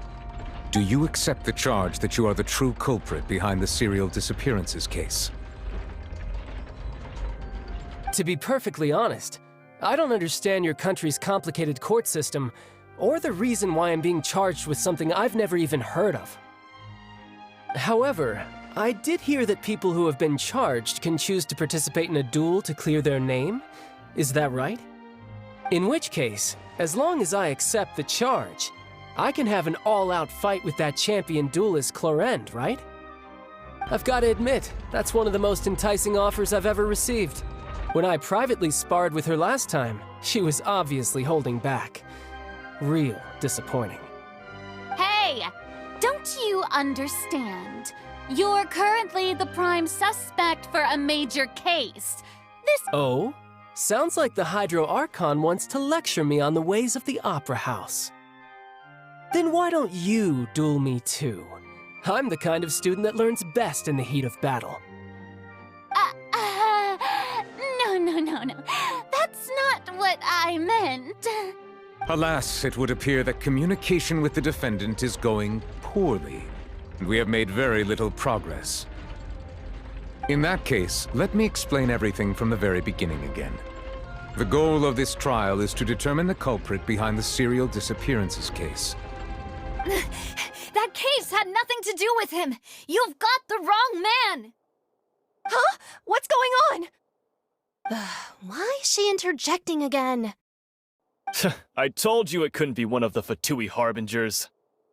Miss Navia, this is the second time you've interrupted the court proceedings. I only tolerated your behavior last time because you were able to provide the court with a key eyewitness. But that was an exception rather than standard court protocol. I can very well charge you with contempt of court for your interjections. Oh, please. Did you ever think I had any respect for this place's pointless theatrics? We can put that discussion aside for now. I'm not here to argue with you. I'm here to charge the true culprit behind the serial disappearances case. And if my charges prove true, then Tartaglia here will be proven innocent by default, correct? Oh, a young lady has charged in and offered to clear my name. How fascinating. Well, I'd gotten half bored to death by all these rules and procedures anyway, so I'll take you up on that offer.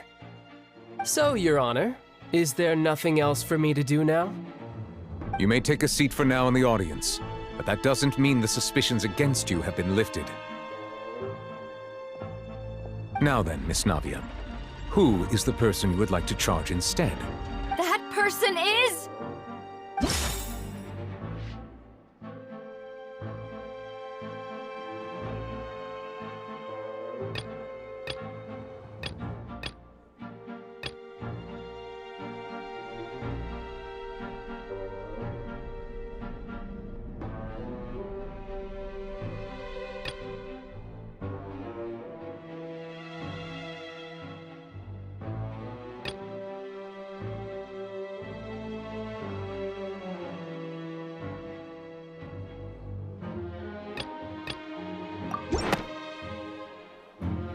Marcel, the head of Confrérie of Cabrières!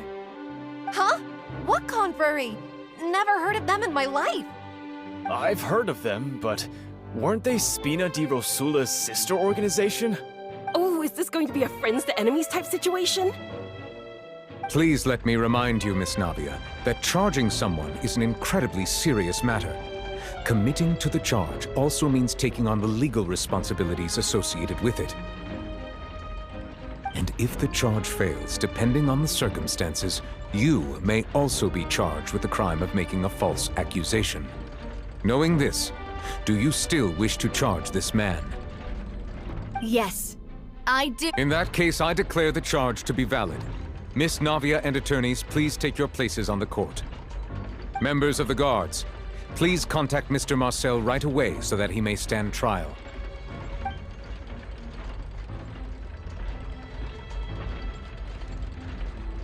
Mr. Marcel, you will not require an attorney. Is that correct? Apologies. It all just happened so quickly. I still haven't figured out what's going on. I think an attorney won't be necessary. This is probably just a misunderstanding between me and Navia. Very well.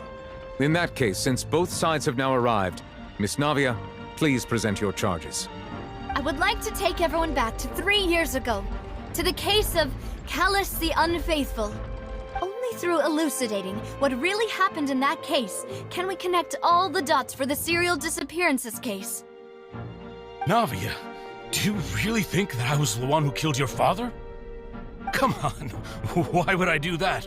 Callus was my benefactor, and remember both you and I only ran to the scene when we heard the sound of a gun. If that's enough to make me a suspect, wouldn't that make everyone at that banquet a suspect as well?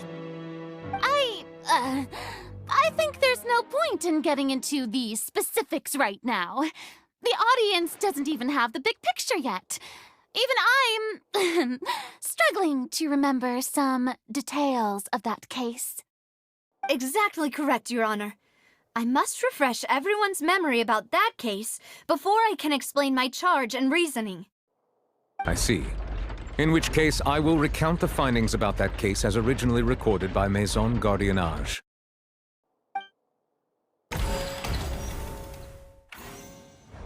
On the day of the murder, Spina di Rosula hosted a large banquet in a countryside estate owned by the Confrérie of Cabrières. During the banquet, all attending guests heard 2 gunshots from the courtyard. When the guests arrived at the scene, they found the primary suspect, Callus, holding a gun, while his acquaintance Jacques lay dead from a gunshot wound. The guards' investigation did not recover any other firearms from the scene. As a result, they concluded that the suspect's first shot must have missed, while the second must have taken Jacques' life. The suspect did not dispute this conclusion, and also declined to defend himself in court. Instead, he chose to prove his innocence through a duel. Callus was defeated by champion duelist Clorinde in the ensuing duel, and soon succumbed to the injuries. These are the known facts about the case.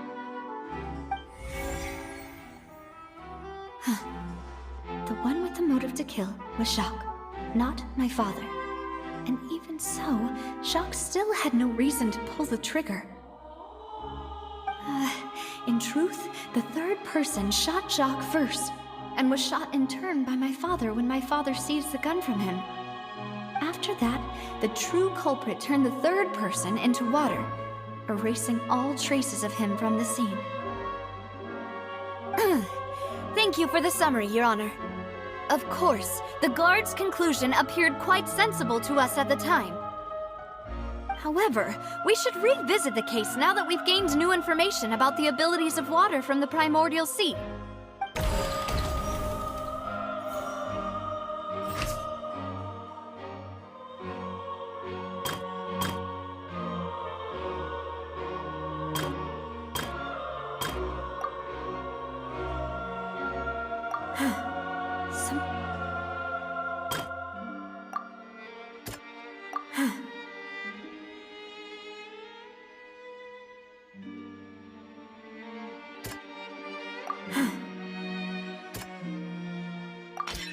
This assassin first shot Jacques, then turned to shoot Callus, only for Callus to wrestle the gun from him and kill him instead.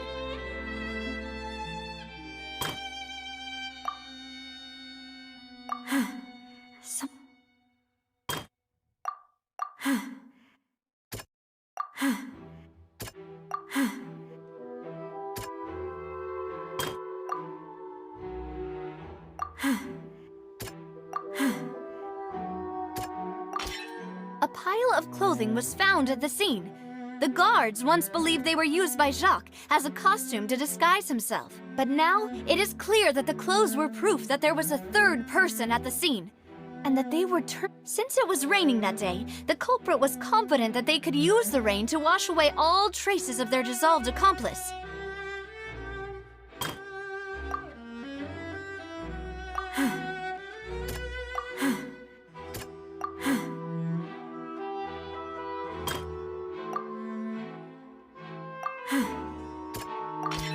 The testimony of the victim's family confirms that Jacques had thoughts of assassinating Callus when he set out for the banquet. However, in the end he reconsidered, and instead shared everything with Callus, hoping to seek the latter's protection. Unfortunately for Jacques, the true culprit had already considered this possibility, and had sent out another assassin. Realizing this, the true culprit caused the hired assassin to dissolve into water, leading everyone to believe Callus was responsible for Jacques' murder. This is the true version of events.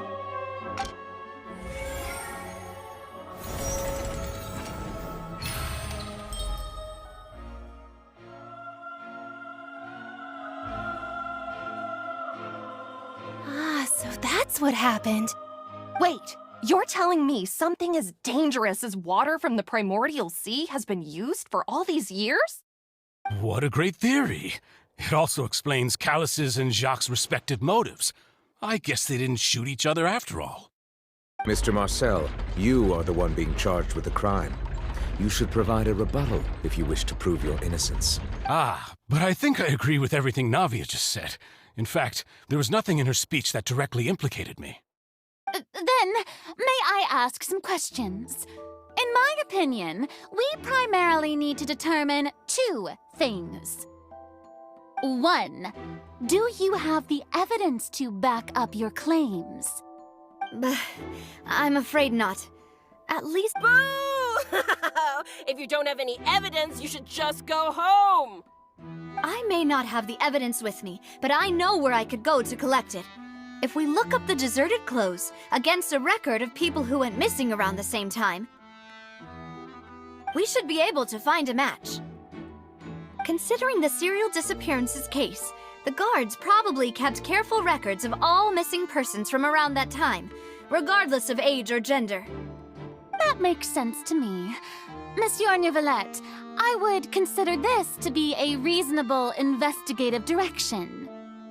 Why do I feel like Farina's acting a little differently today? Maybe she's scared of embarrassing herself again? Alternatively, she's become more diligent after charging an innocent citizen in the last trial. My second question has to do with the ensuing duel. If the truth is indeed as you described, then why didn't Mr. Callus explain himself in court? If he had testified that a person had been dissolved, he could have at least mounted a defense. I've thought about this too, and the answer is actually pretty simple. He felt there were things that were more important to him. The dissolving power of water from the primordial sea is an important secret for the true culprit of the serial disappearances case. My father could have exposed it for all to see, but he chose to take it to the grave. At that time, Spina di Rosula was in dire straits, and his reputation had already been shattered. He had no guarantee that going forward with the truth would allow the culprit to be brought to justice. What was certain, however, was that it would paint a gigantic target on my back. Boss once told me that Demoiselle had already been selected as the next target of the serial disappearances case. What? If the secret had gotten out, the culprit would have fought an all-out war with Espina right there and then. I wouldn't have been the only one in danger. All of us would have stood to lose our lives. Of course, the guards might eventually figure out the truth of the matter and determine that we were in the right. But what good would that do? How can a hollow verdict protect anyone? Had this opera house ever given my father any kind of confidence in its brand of justice, Spina di Rosula would have had no reason to exist. But by staying silent, we retain the ability to deter our opponents and continue the stalemate. I was able to become Spina di Rosula's president, which made me harder to target, as well as giving me more time to grow and learn. And once I have figured out the truth and stepped up to the challenge, I will do what this opera house cannot and restore my So, you mean to say, your father intended to die in the duelist's ring? That's right. Do you have any proof? Of course. All you need is to ask his opponent, Clorand. I don't need your apology, your guilt, or your support from the shadows. You don't have to do anything for my sake. But since he entrusted his will to you, Clorand, you should tell us the truth about his sacrifice. So, during the duel, did you believe that Callus was intending to die? Yes, I did. As a champion duelist, I've fought many battles and taken a countless number of dishonored lives. In my line of work, I've seen all kinds of people give their all for the faintest hope to continue living. Some were determined, others passionate, and some even manic and twisted. Just one look and I can tell if a duelist is hoping to live or if they're looking to die. I hereby swear on my name and honor as a champion duelist that Mr. Callus never intended to leave the ring alive. Since that's your testimony, I have no more questions. It appears there really are good grounds to reopen this case. I concur. However, Miss Navia, you still have not explained the link between your father's case and the serial disappearances case. Right? What she said was fascinating, but kind of beside the point. Wait, weren't they just talking about the serial disappearances case? Of course, Your Honor. The two cases are connected via a matter of timing.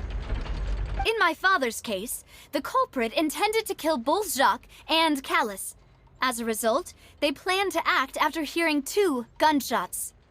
And, at the end of Linny's trial, the culprit also only dissolved the victim in front of everyone because they realized they were at risk of being identified. The culprit could only time their actions so precisely if they were already at the scene. Coincidentally, Marcel attended both the banquet and the trial. So that's why you suspected me. Even after hearing your reasoning, I still can't help but find it a little preposterous. I'm used to it, though. You've always been an impulsive and sentimental child, Navia. It's one of your most endearing traits. No need to appeal to pathos. I won't try to refute your points one by one, but even if everything you just said was true, can you prove that I was the only person present at both events? On top of that, does a person have to be physically present to control the timing? Can't someone remotely monitor the place? Know what she can say to that. I know that even with that, you might still think you can reduce the list of suspects with some further investigations, until I'm the only one left on the list. Alas, who won't feel at least a little hurt by an accusation of murder from a girl you see as your own daughter? But if I were to dismiss this completely, you'd also think I'm not being considerate of your feelings. Ah well, let Uncle Marcel teach you another lesson. Do you know what the biggest flaw in your reasoning is? I suppose you're gonna tell me anyways. It's timing again. I'm a businessman by trade. From that standpoint, there's no reason for me to kidnap young women. It's a high-risk action with nothing to gain. In addition, I left my home in Snezhnaya when I was young to come to Poisson and work in some trade. My business only thrived when I received Callus's patronage. But the disappearances began before I ever stepped foot in Fontaine. I do apologize, demoiselle. This was my mistake. No, it's not your fault. I'm sure he had come prepared. Is there anything else you'd like to say? Would you like to check the date of my first business license against the first known case of the serial You can also take a look at my border entry records, or ask my friends and family when I left Snezhnaya for the first time. Could those records and testimonies do something to appease the unspeakable anguish in your heart? Seems like she got the wrong guy. At this rate, Navia will be convicted for falsely accusing him. I think you've done a superb job of dissecting your father's feelings as he neared the end of his life. But aren't you going against all of his wishes and expectations right now? He wished for you to become more rational, collected, and conscientious, instead of dwelling only on your own feelings. Once you've learned to be more considerate of others' feelings, and to stop rushing headlong into things, you'd have met most of his expectations. This isn't just about me, and it never has been. The biggest difference between me and the rest of the victims is that I still have the ability to search for the truth, while that same agency has long been taken from them. The people whose families were destroyed by synth abuse, the people who lost their loved ones to the serial disappearances, and the people who suffered tragic ends due to their sense of justice. Many people's images are flashing before my eyes. I'm sure some are coming to those of you in the audience as well. And whose image do you see, Marcel? Is it a man named Vacher? Oh, so you do know that name. I'm merely surprised you'd suddenly say the name of someone I've never even heard of. I was waiting for you to say that.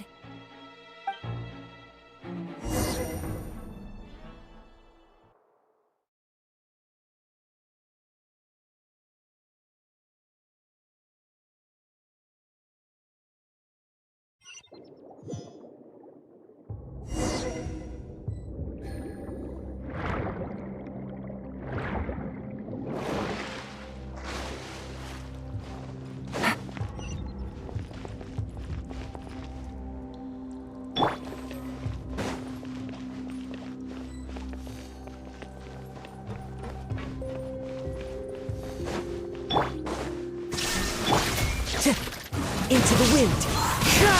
The wind knows me. Clouds high, and the birds call.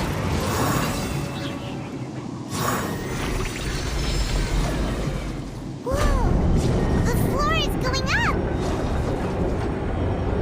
Is it because of this mechanism in the middle? That guy really prepared a lot of stuff for this place.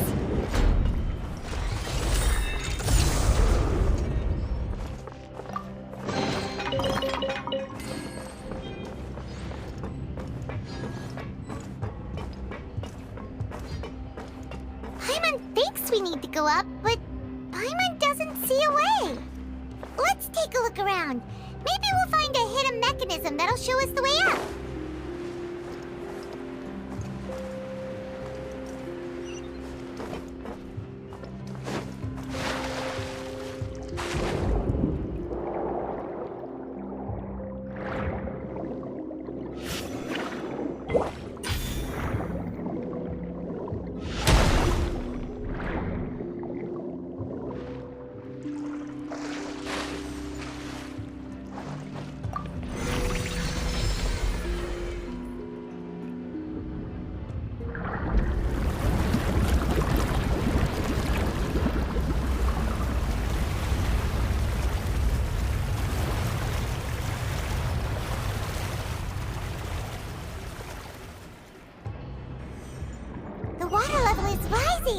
Now we can swim to the top!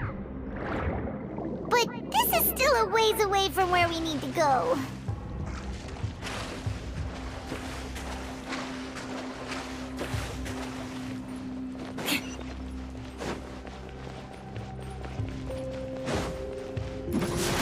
There is no escape! One with nature. Inazuma shines eternal!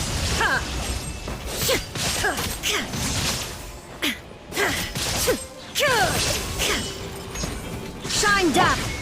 The wind knows me. Fallen leaves, adorn my night! Gotcha!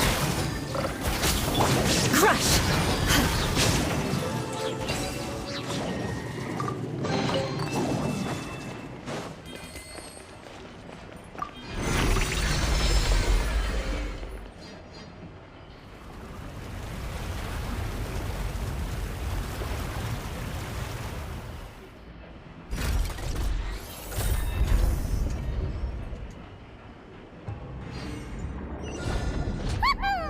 Now the path is clear! Let's go!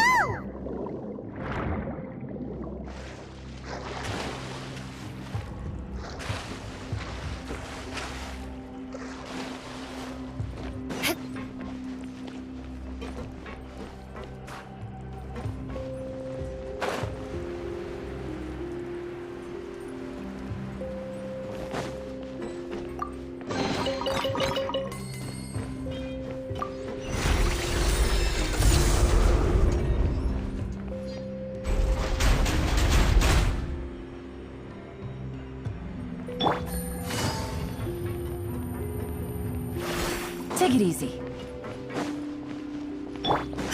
Illusion shot! Into the wind. The wind knows me. As one with wind and cloud. Now you shall perish!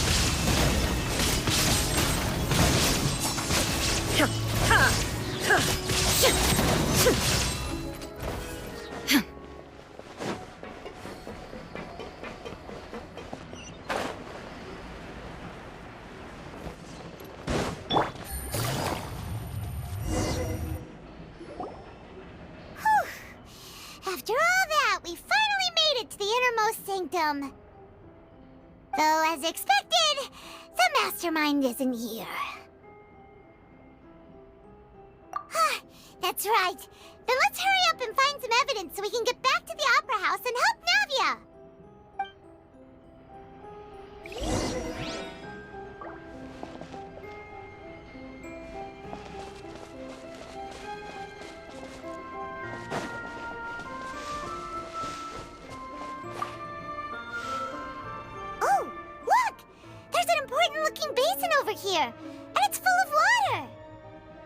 that means this is where they make all the synth! And that special water is the main ingredient! If you dilute it with normal water, you'll get synth, but the pure stuff can dissolve a human! Paimon will take notes on this incriminating evidence.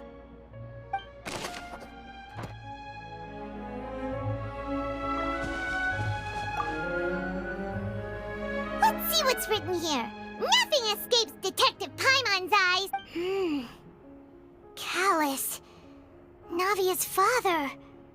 Oh, this seems to be an investigation report on him. Yep, it's about finding someone to assassinate Jacques and Callus because of a lack of confidence that Jacques himself would go through with it. This should prove the existence of the third person, right? We still have not determined the exact content of the key information Callus has passed on to certain members of his organization. The old dog's a real menace to deal with. Even if he abides by the promise he's made to us, he will still have the upper hand. He can act whenever he wants to make our lives miserable. The only option left is to remove him from the picture entirely. I concur. Let's send someone to kill him. He won't declare war as long as we don't touch Navia.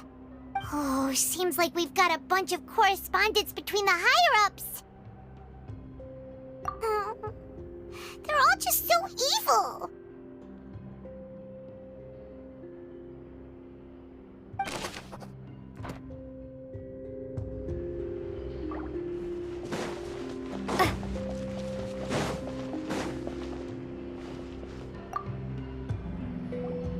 Whoa! There's so much synth here! And so many bottles of ingredients that probably just contain the waters of the primordial sea.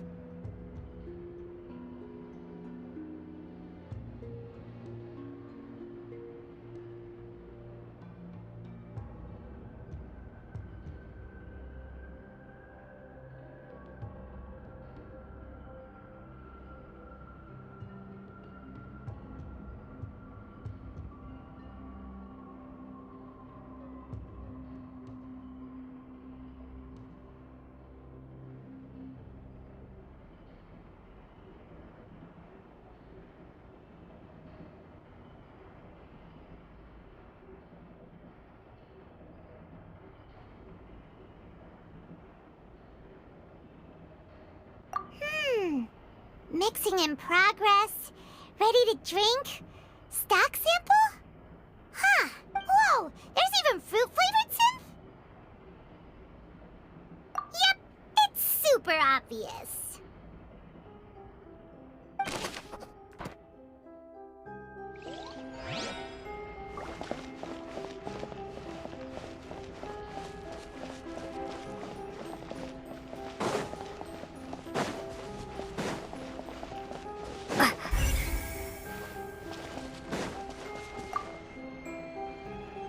What's all this? Aw, it's a bunch of really cute things! Pink accessories, a hair tie, a necklace, even a makeup box! Oh, Paimon sees it too, but why are all these cute things labeled with different girls' names? Huh? You mean the girls from the serial disappearances? They were brought here? And then they were turned into water. And all the boxes of things. These names. That means...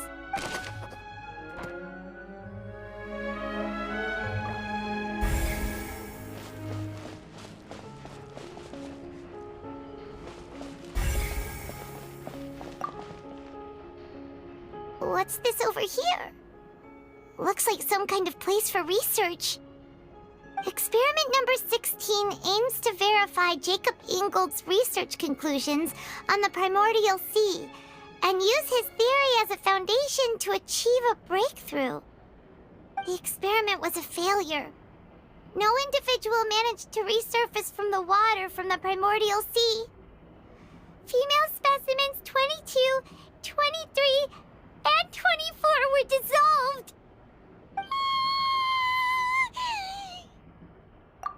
worry, Traveler. Paimon will try her best. It's just that Paimon's never read something so scary before. How can someone write something that terrible in such a matter-of-fact tone? You read the rest. Paimon's too scared to keep going.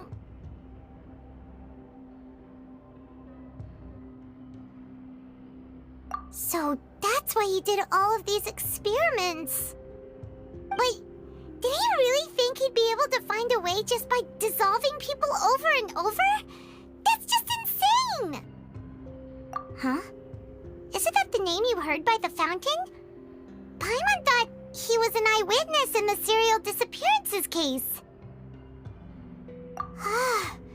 You mean Vacher is the one who did all of these... experiments? So that's it! Vacher was no victim, but personally took his lover and... No, that's not it either! If that's the case, why would he want people to resurface? In any case, Paimon will write it all down.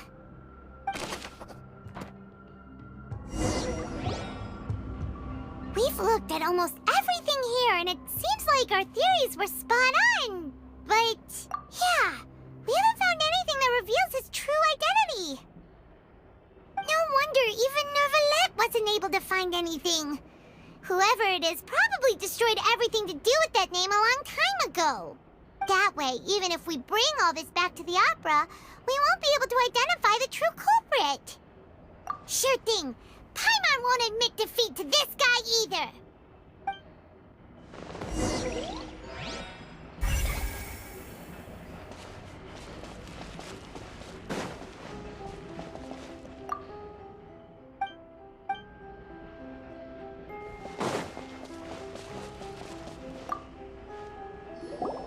You take that side and Paimon will take this side. Check everything carefully. We'll find something for sure.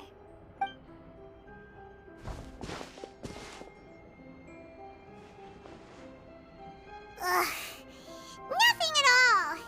And Paimon can't even find snacks either! Whoa, really? Let Paimon see! Vinier. Isn't that Vacher's lover's name? Then you found her diary! Let's see! Aw. It's just a normal diary chronicling their love story. She was so sweet. So many! A whole page's worth! But they're all crossed out. Was she unhappy with all of them? The final name she decided on was... Marcel. Wait, but Marcel's pretty old. Has this case been going on for so long that he's Vacher and Vinier's grown son?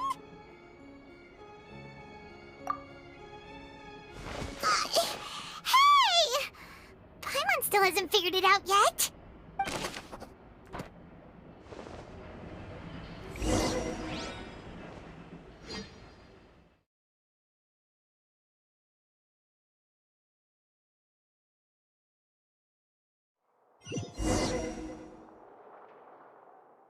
And whose image do you see, Marcel? Is it a man named Vacher? Oh, so you do know that name. I'm merely surprised you'd suddenly say the name of someone I've never even heard. I was waiting for you to say that. Navia! We're back! As expected of my partner. I just knew you'd return in the nick of time. Just how often do you intend to flout the rules of this court? It's all right, Monsieur Neuvillette. Given their confidence, I expect they've found the crucial evidence.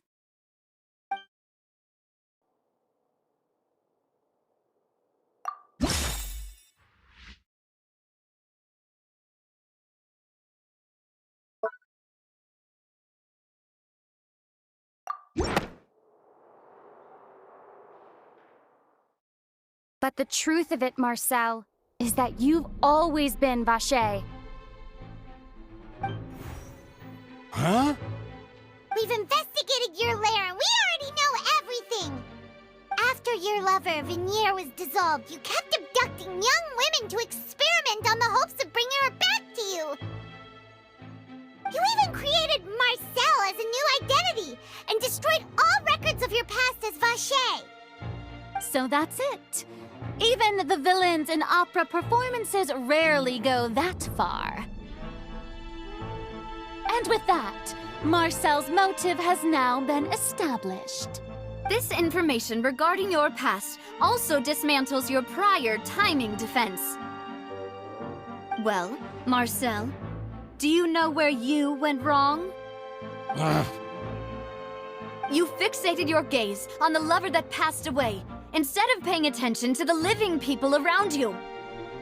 So, you never noticed how we changed, or how we grew as individuals. You also never understood Boss's real expectations for his daughter. Or our determination to see things through. Your determination. Mr. Marcel, please speak up now if you would like to defend yourself. Otherwise, the trial will move on to the next stage. Do you really think I wanted to do any of this? Pay attention to you. What for? Have you ever paid attention to me? Ever empathized with my pain? Ever known how it feels to watch the love of your life dissolve right in front of your eyes? No one helped me. No one even believed me. All those decades ago, even the officers from the Maison Gardiennage were laughing at me. They said there's no way a human being can turn into water. So I must have gone mad from grief. Vinier's death was brushed away by all of you as if it didn't matter at all. Well, now you know, don't you? Ha! Well, it's too late now. All those who were dissolved are gone forever. You only have yourselves to blame. You set up this ornate opera house in pursuit of your so-called justice, your beloved drama, while turning a blind eye to the suffering of the people. Vinier is dead. We promised each other that we would always be together. Wherever she goes, I will follow. But I'm not from this blasted place, so I can't be dissolved, no matter what I do. Hey, is that water from the primordial sea that he's drinking? I can't dissolve! Can't dissolve! Can't dissolve! Do you all see? I can't go! I can't follow! So if I can't go where she is, what choice do I have but to try to bring her back? I did all of that, and in the end, that accursed Callus still got the better of me. I spent my entire life living on pins and needles, only to get stabbed by his idiot daughter at the very end. The suspect is exhibiting signs of mental distress. Guards, please restrain him. Don't touch me! Don't anybody come near me! I still need to save Vinier. Vinier! Please, Vinier! Don't think badly of me. All I want to do is fulfill our promise. At this point, the verdict of this trial is clear. With Mr. Marcel's conviction, the charges against Mr. Tartaglia no longer have any basis. Fine by me. I was in a bad mood, but after a show like that, I'm actually feeling pretty good.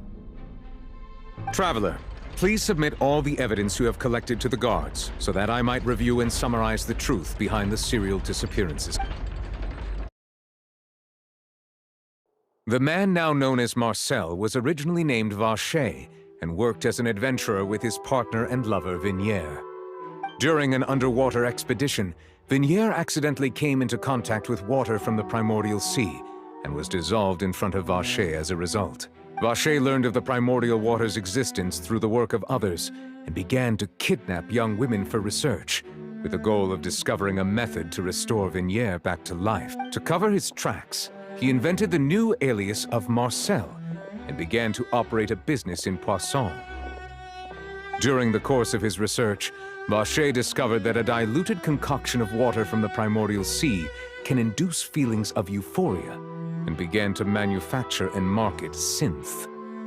However, as he accumulated wealth to fund his continued research and expanded the scope, he came into conflict with Spina di Rasula.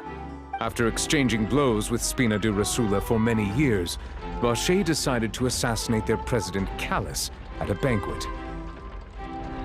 Although the assassination did not go as Vache expected, he was able to turn Callus into the murder suspect by dissolving the assassin he sent to the scene. And just recently, Vache attempted to frame Linny as the culprit of the serial disappearances case, using a similar method. However, his attempt to frame Linny failed, and the power of water from the primordial sea became public knowledge. This case also exposed enough of Vache's machinations that he was eventually successfully charged in court. Thus concludes the enigmatic history of the serial disappearances case, with the truth revealed to all. The Oratrice will now deliver the final verdict regarding the charges against Mr. Vache.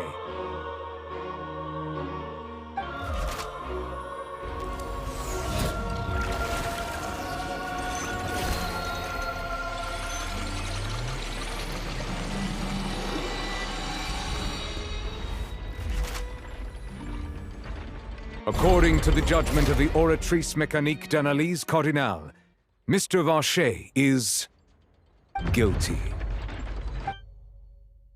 Guards! Take Vache away.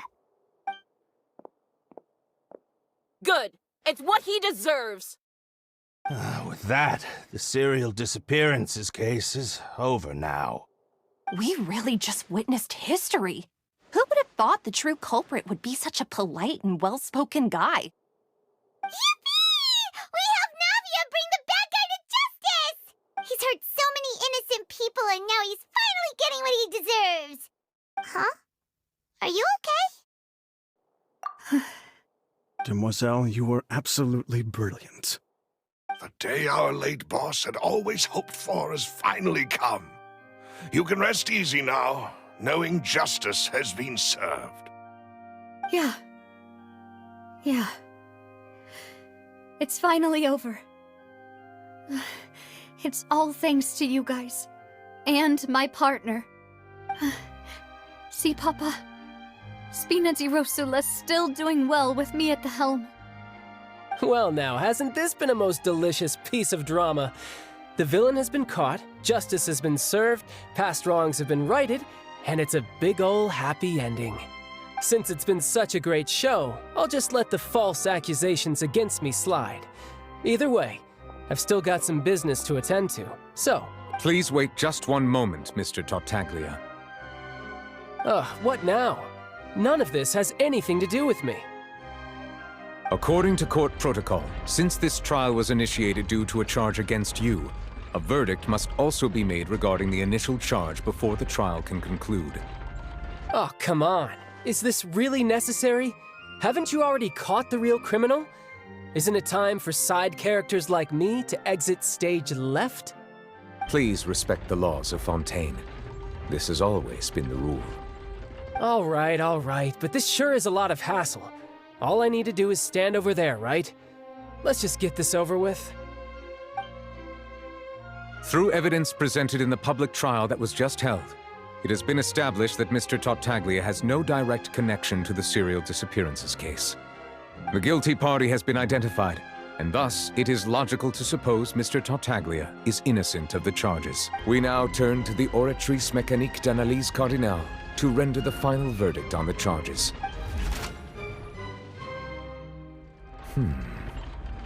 According to the judgment of the Oratrice Mécanique d'Analyse Cardinale, Mr. Tartaglia is guilty. What? Hey! That's not funny!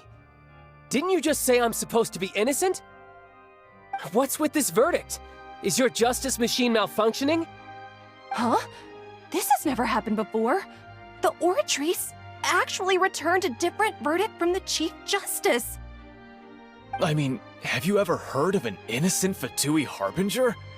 Do you think the Oratrice might have just convicted him on general principle? But weren't the charges about the serial disappearances case? No matter what else he's guilty of, it shouldn't affect the verdict in this case, right? The judgment of the Oratrice Mécanique d'Analyse Cardinal is, by law, the final verdict of the court. We must accept the guilty verdict. Guards, please take the suspect into custody per court protocol.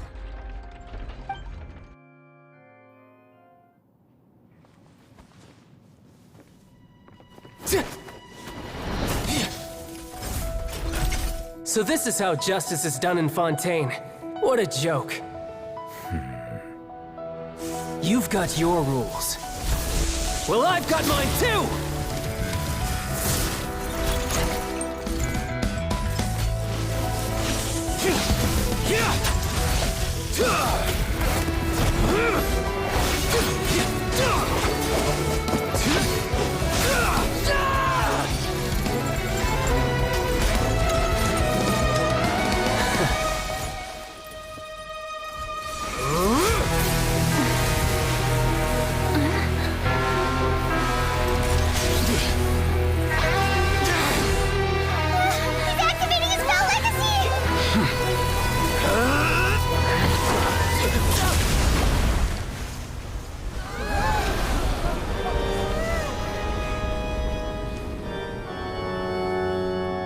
I am sorry.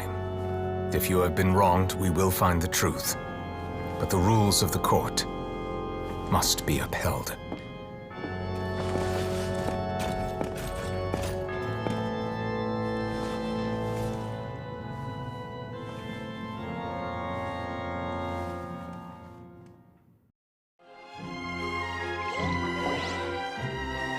Hey, Monsieur Neuvillette, what's going on? Shouldn't they have been cleared already? Apologies. This is also the first time I've encountered such a situation. However, according to the rules established at the conception of Fontaine's court system, the Oratrice's judgment is the final verdict of the court. All I do is follow court procedure. As for why the Oratrice arrived at the conclusion it did, you should probably ask someone more knowledgeable than me. Why are you looking at me? I had nothing to do with it! I don't know what happened there either! Hey, stop staring at me! What does Lady Farina mean by that? She says she has no idea either, but that's impossible. Didn't she create the Oratrice herself? Yeah, so are the verdicts reliable or not? Can results like this really be called justice? My dearest citizens, did you really think we'd allow an incorrect verdict to be handed out in this court? Did you really believe that the judgment could be mistaken or be the result of some sort of random mishap? Don't tell me you thought even I had been blindsided by the Oratrice's result. But the way she looked just now, it was pretty obvious she had no idea what was going on. However, given the state of things, I shall give you an explanation. Everything that just took place, including my supposed shock and bafflement, was a part of an elaborate performance, with every action meant to stir up drama and excitement. And, of course, for every performance there is a script. Everything has unfolded exactly as I expected from the very beginning. As the embodiment of the very concept of justice, the Oratrice shall never render an arbitrary judgment!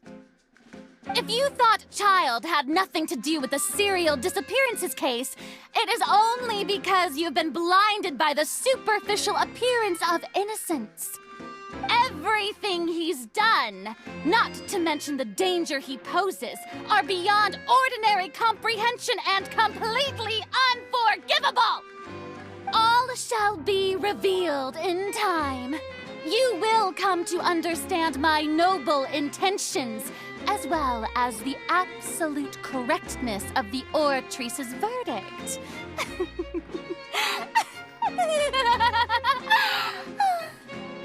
Now, having said that, Although I hate to leave things hanging in suspense, it is now time for this performance to end. As the lead actress, I shall be the first to take my leave. Toodaloo! So she chose to make her escape after all, did she? So you're saying we shouldn't put much stock into what she just said?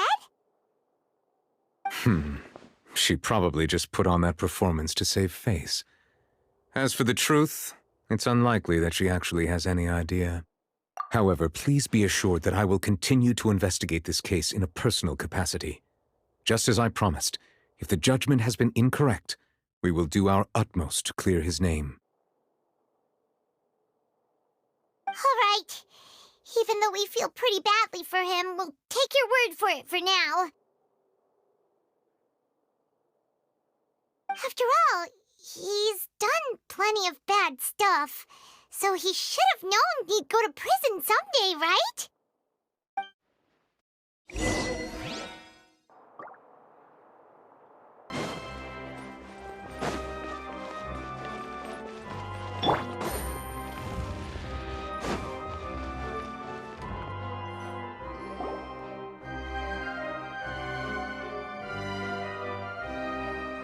Hey, what are you doing? Quick, stop him! Traveler! Hey! Traveler! Marcel! What are you doing over here? Stop resisting arrest! Cease, or we'll add another charge to the list! No, wait! I just want to ask the Traveler something. I'm not looking to run away. Please, just let me ask this one small thing. Go on. Thank you. I was being led away when I finally realized something. Where did you first hear the name Vacher? I erased all records of that name. So, unless... Are you still trying to prove your innocence? Give it up. You've already been convicted. Really? You did? You're sure? You met her? But how could that be? How did you manage to do it? The Fountain of Lucine? Then she's been so close to me all along. And I just never... Please give me a chance to talk to her again. Just let the Traveler take me to the fountain to see her one last time. This is the last request I'll ever make in my life. You can do whatever you want to me afterwards. I don't care. What? Give an inch and you want to take a mile? Do you think serial killers get to make requests like that? Paimon agrees. Why should we give him what he wants when he's only done a ton of super terrible things? This request, is it worth as much to you as your life? Of course! Wait, no. It's worth even more than my life. Humans. Will they betray the instinct to live just to satisfy spiritual needs? Very well. I will grant your request. Your Honor, I fear that... I will go with him. You do not need to worry about any escape. In that case, I shall leave him in your most capable hands, Chief Justice. Thank you, Your Honor.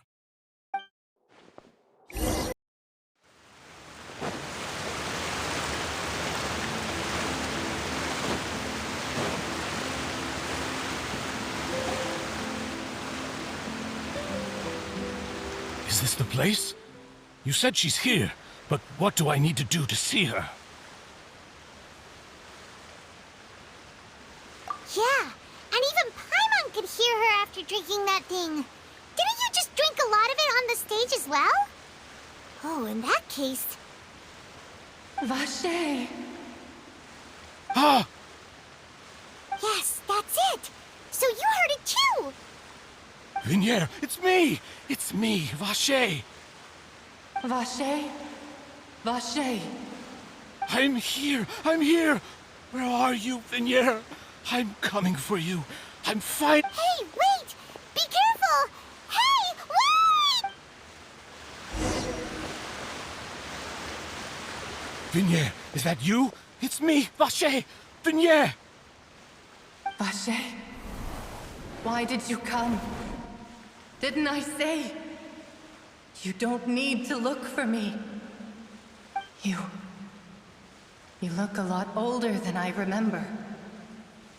How long has it been? It's been more than 20 years. I've suffered for over 20 years since the day you left. All this time, only the thought of bringing you back has kept me alive. Nothing else mattered to me. I must be dreaming. Who would have thought I'd get the chance to tell you all of my feelings like this? Vignere, you are my everything. I really don't know how I could live without you.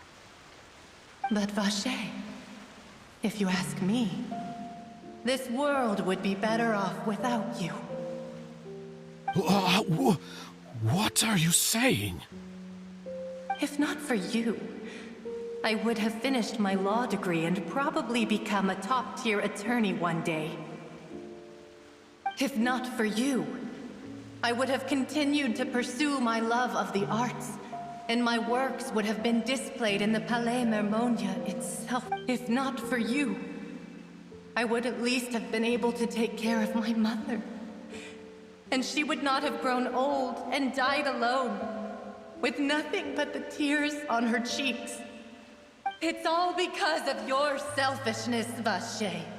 It's all because of you. Wait, you are not Vignere. Who are you?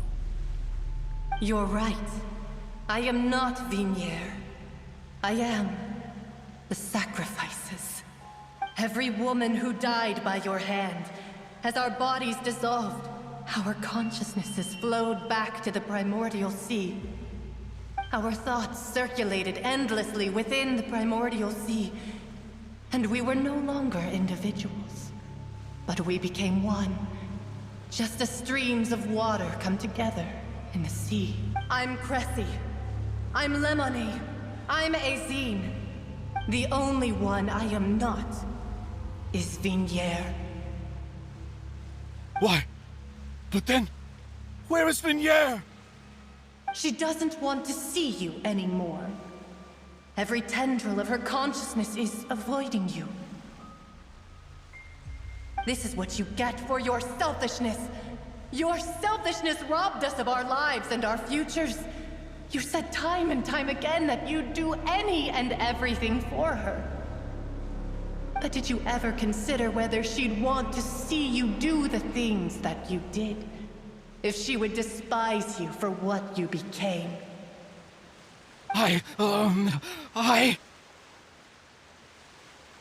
You are a liar, a heartless murderer, and a cowardly narcissist. The only thing you are not is Vignere's beloved.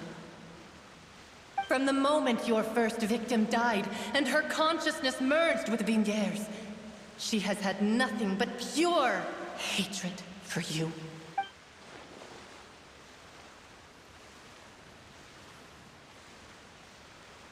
No!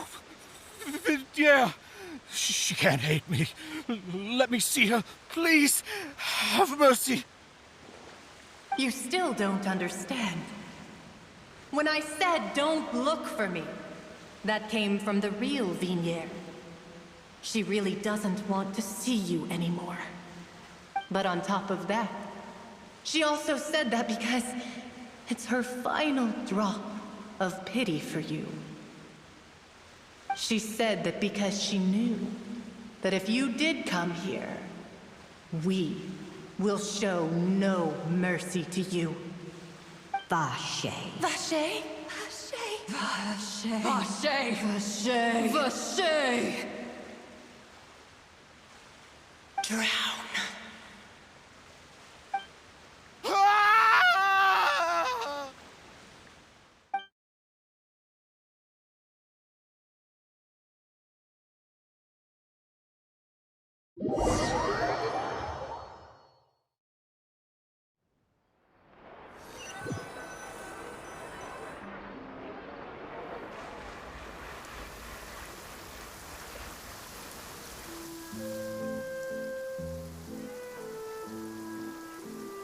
Finally, we have some time to do shopping. Gosh, it's really been a long time since we've been able to relax. Well met, partner. I knew something great was going to happen when I woke up in such a good mood today. Even this weather can't put a damper on the demoiselle's mood. It's a pleasure to see you both again. Oh, hey, Navia! It's been a few days. Paimon's already started to miss you. Oh, now that I believe. I'm easy to work with and always bring home the bacon. Who wouldn't treasure having a partner like me? Sounds like you're really enjoying life these days, Navia. What have you been busy with since the trial? It's just been one thing after the other. I've been making non-stop trips between Poisson and the court since then. Everyone from Spina di Rosula organized a memorial for my father. We never held a memorial when he first died, since everyone knew that even if we held one back then, no one was going to come. This time, though, everyone in Poisson, and even many people from the court, all attended. So his name's definitely been cleared now. That's what we like to hear.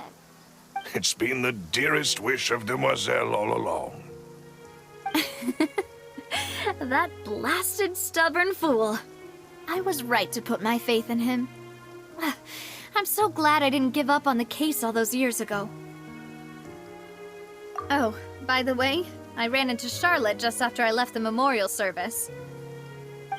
Well, maybe it'd be more accurate to say I knew she would be there, and there was no way she'd just let me go.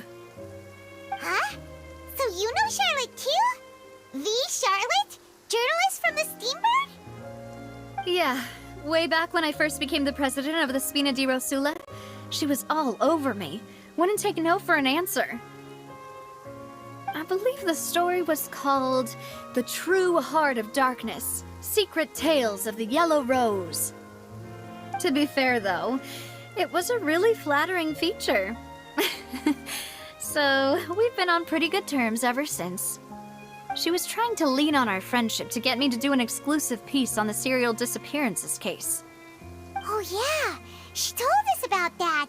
She's always been super interested in that case, so now her wish has finally come true too. Anyway, I told her to make sure that when she writes about you guys entering the opera house with the critical evidence, that you both sound really cool.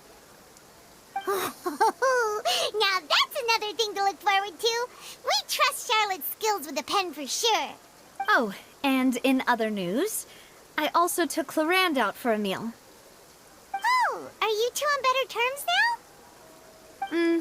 While you were investigating Vachey's headquarters, Clarand gave testimony on my father's behalf. It was thanks to her that we were able to turn the tide. I wanted to thank her. I mean, there's also no point in being awkward all the time, so we took the chance to reconcile with each other. Oh, that's great. Paimon also thought Clarand wasn't actually a bad person. It's always good to have more friends. Anyway, now that the case has finally been solved, perhaps it will slowly begin to fade from the public consciousness. Oh, actually, there's still one last thing I need to do. What is it? I should pay a visit to my father's grave, and tell him the truth of what happened, as well as how it all ended. And on top of that, just how much people still look up to him, to this day.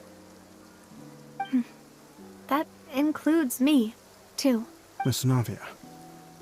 Indeed. We want to go too! We also think Callus is a really admirable person. Sure thing. I'd like you two to share the moment with me. After all, without you, there might not have been such a positive ending. And in that case, everyone, let's be off. Considering the recent weather, we'll be lucky if we can reach Poisson before dark. Yeah, you're right. It's been raining non-stop for a few days now.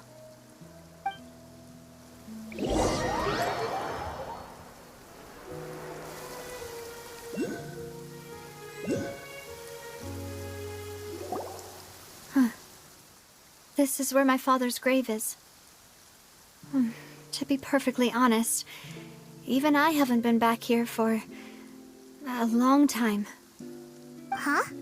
There's someone there already. Wait, that figure. It can't Hmm? Isn't that Nervalette? Why would the Chief Justice be here? Huh? Navia?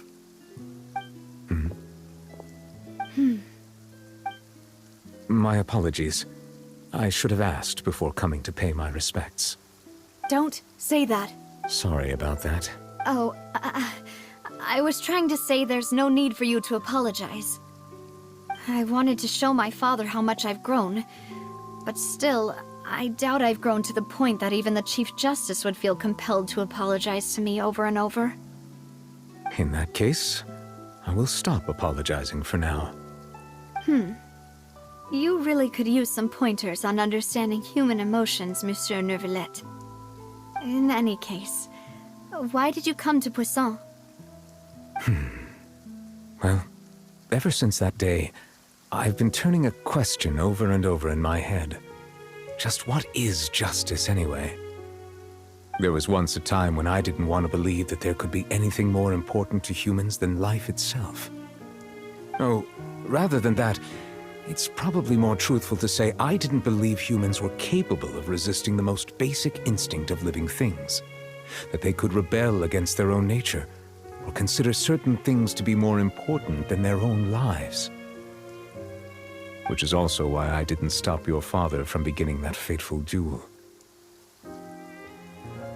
I believed that a truly innocent man would never throw away his life like that. That there was nothing, should have been nothing more important than one's own continued survival. But Mr. Callus proved me utterly and decisively wrong. If not for his sacrifice, the serial disappearances case would have remained unsolved to this day.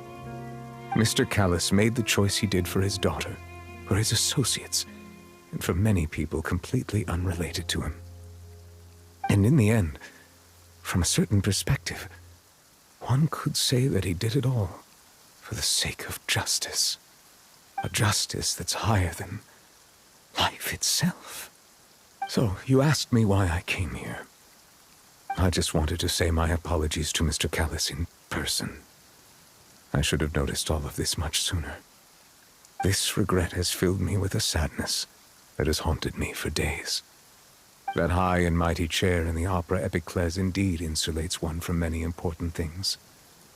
Spina di Rosula, thank you so much for your hard work and perseverance. I'm sorry for being mad at you before.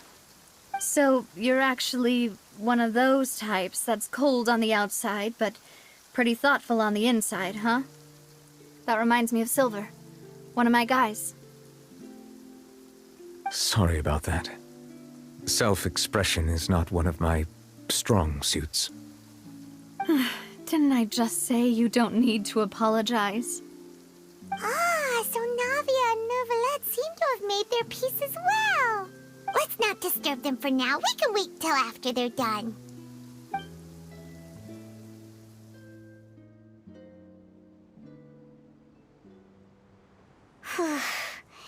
Paimon's never paid respects at someone's grave before.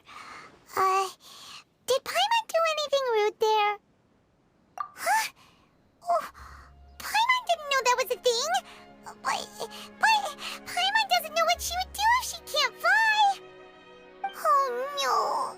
Paimon hopes Miss Navia won't be too mad. Anyway, Nervalette is still standing around there. It's not often that we can catch him alone like this, so why don't we go talk to him for a bit? If we can't talk to Lady Farina, we can at least talk to him, right?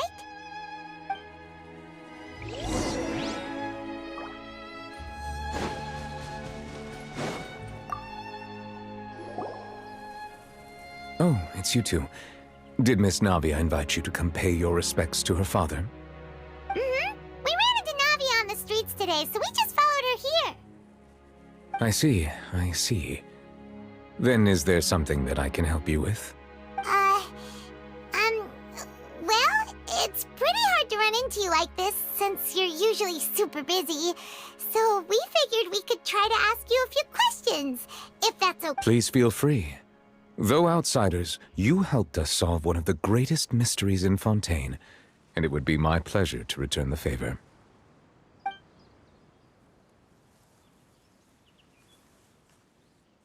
So, at court, the bad guys referred to that special water as water from the primordial sea, but what is it really? Truthfully, that name is already quite accurate. I can only surmise that Vacher and his ilk only learned of its nature and existence after extensive research. There used to be a special sea on the surface of this planet. The nature of its seawater was rather different from that of the sea we know today. Most of Tevat's life forms were first born in that special sea. You could say it nurtured much of the life on this planet. Huh. So it really was where everything began. It makes sense to call it primordial, then. But today, the primordial sea no longer exists on the planet's surface. What Vacher discovered must have been some kind of special case, or a remnant from a truly ancient age. Huh. So that's how it is. Oh, you really know everything, Monsieur Neuvillette. But if that's the case, then why would people, at least people from Fontaine, dissolve in that kind of water? Indeed. Why would the primordial sea, which was known to engender and nurture life, suddenly reverse itself and devour life instead? To be frank, that also doesn't match my understanding of this world and its laws. There must still be some unknown secrets around the people of this land. Is there anything else you'd like to ask me about?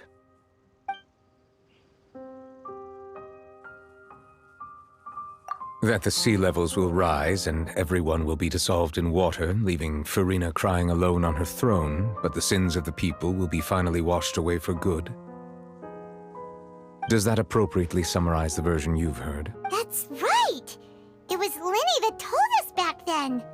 And... Yes, up to the present, I think we reached a point where we have no choice but to confront this prophecy directly. Rumors have it that this prophecy is rooted in the last words the former Hydro Archon left to the world before she passed away.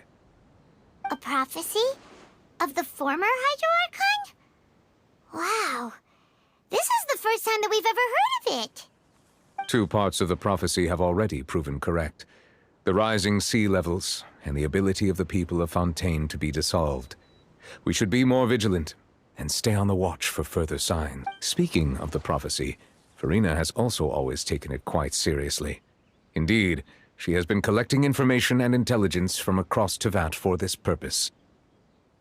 If the rumors were true, then perhaps this prophecy is the conundrum left to Farina by her predecessor. But with Farina being the way she is, can we really trust her to solve it? Is there anything else you'd like to ask me about? My apologies.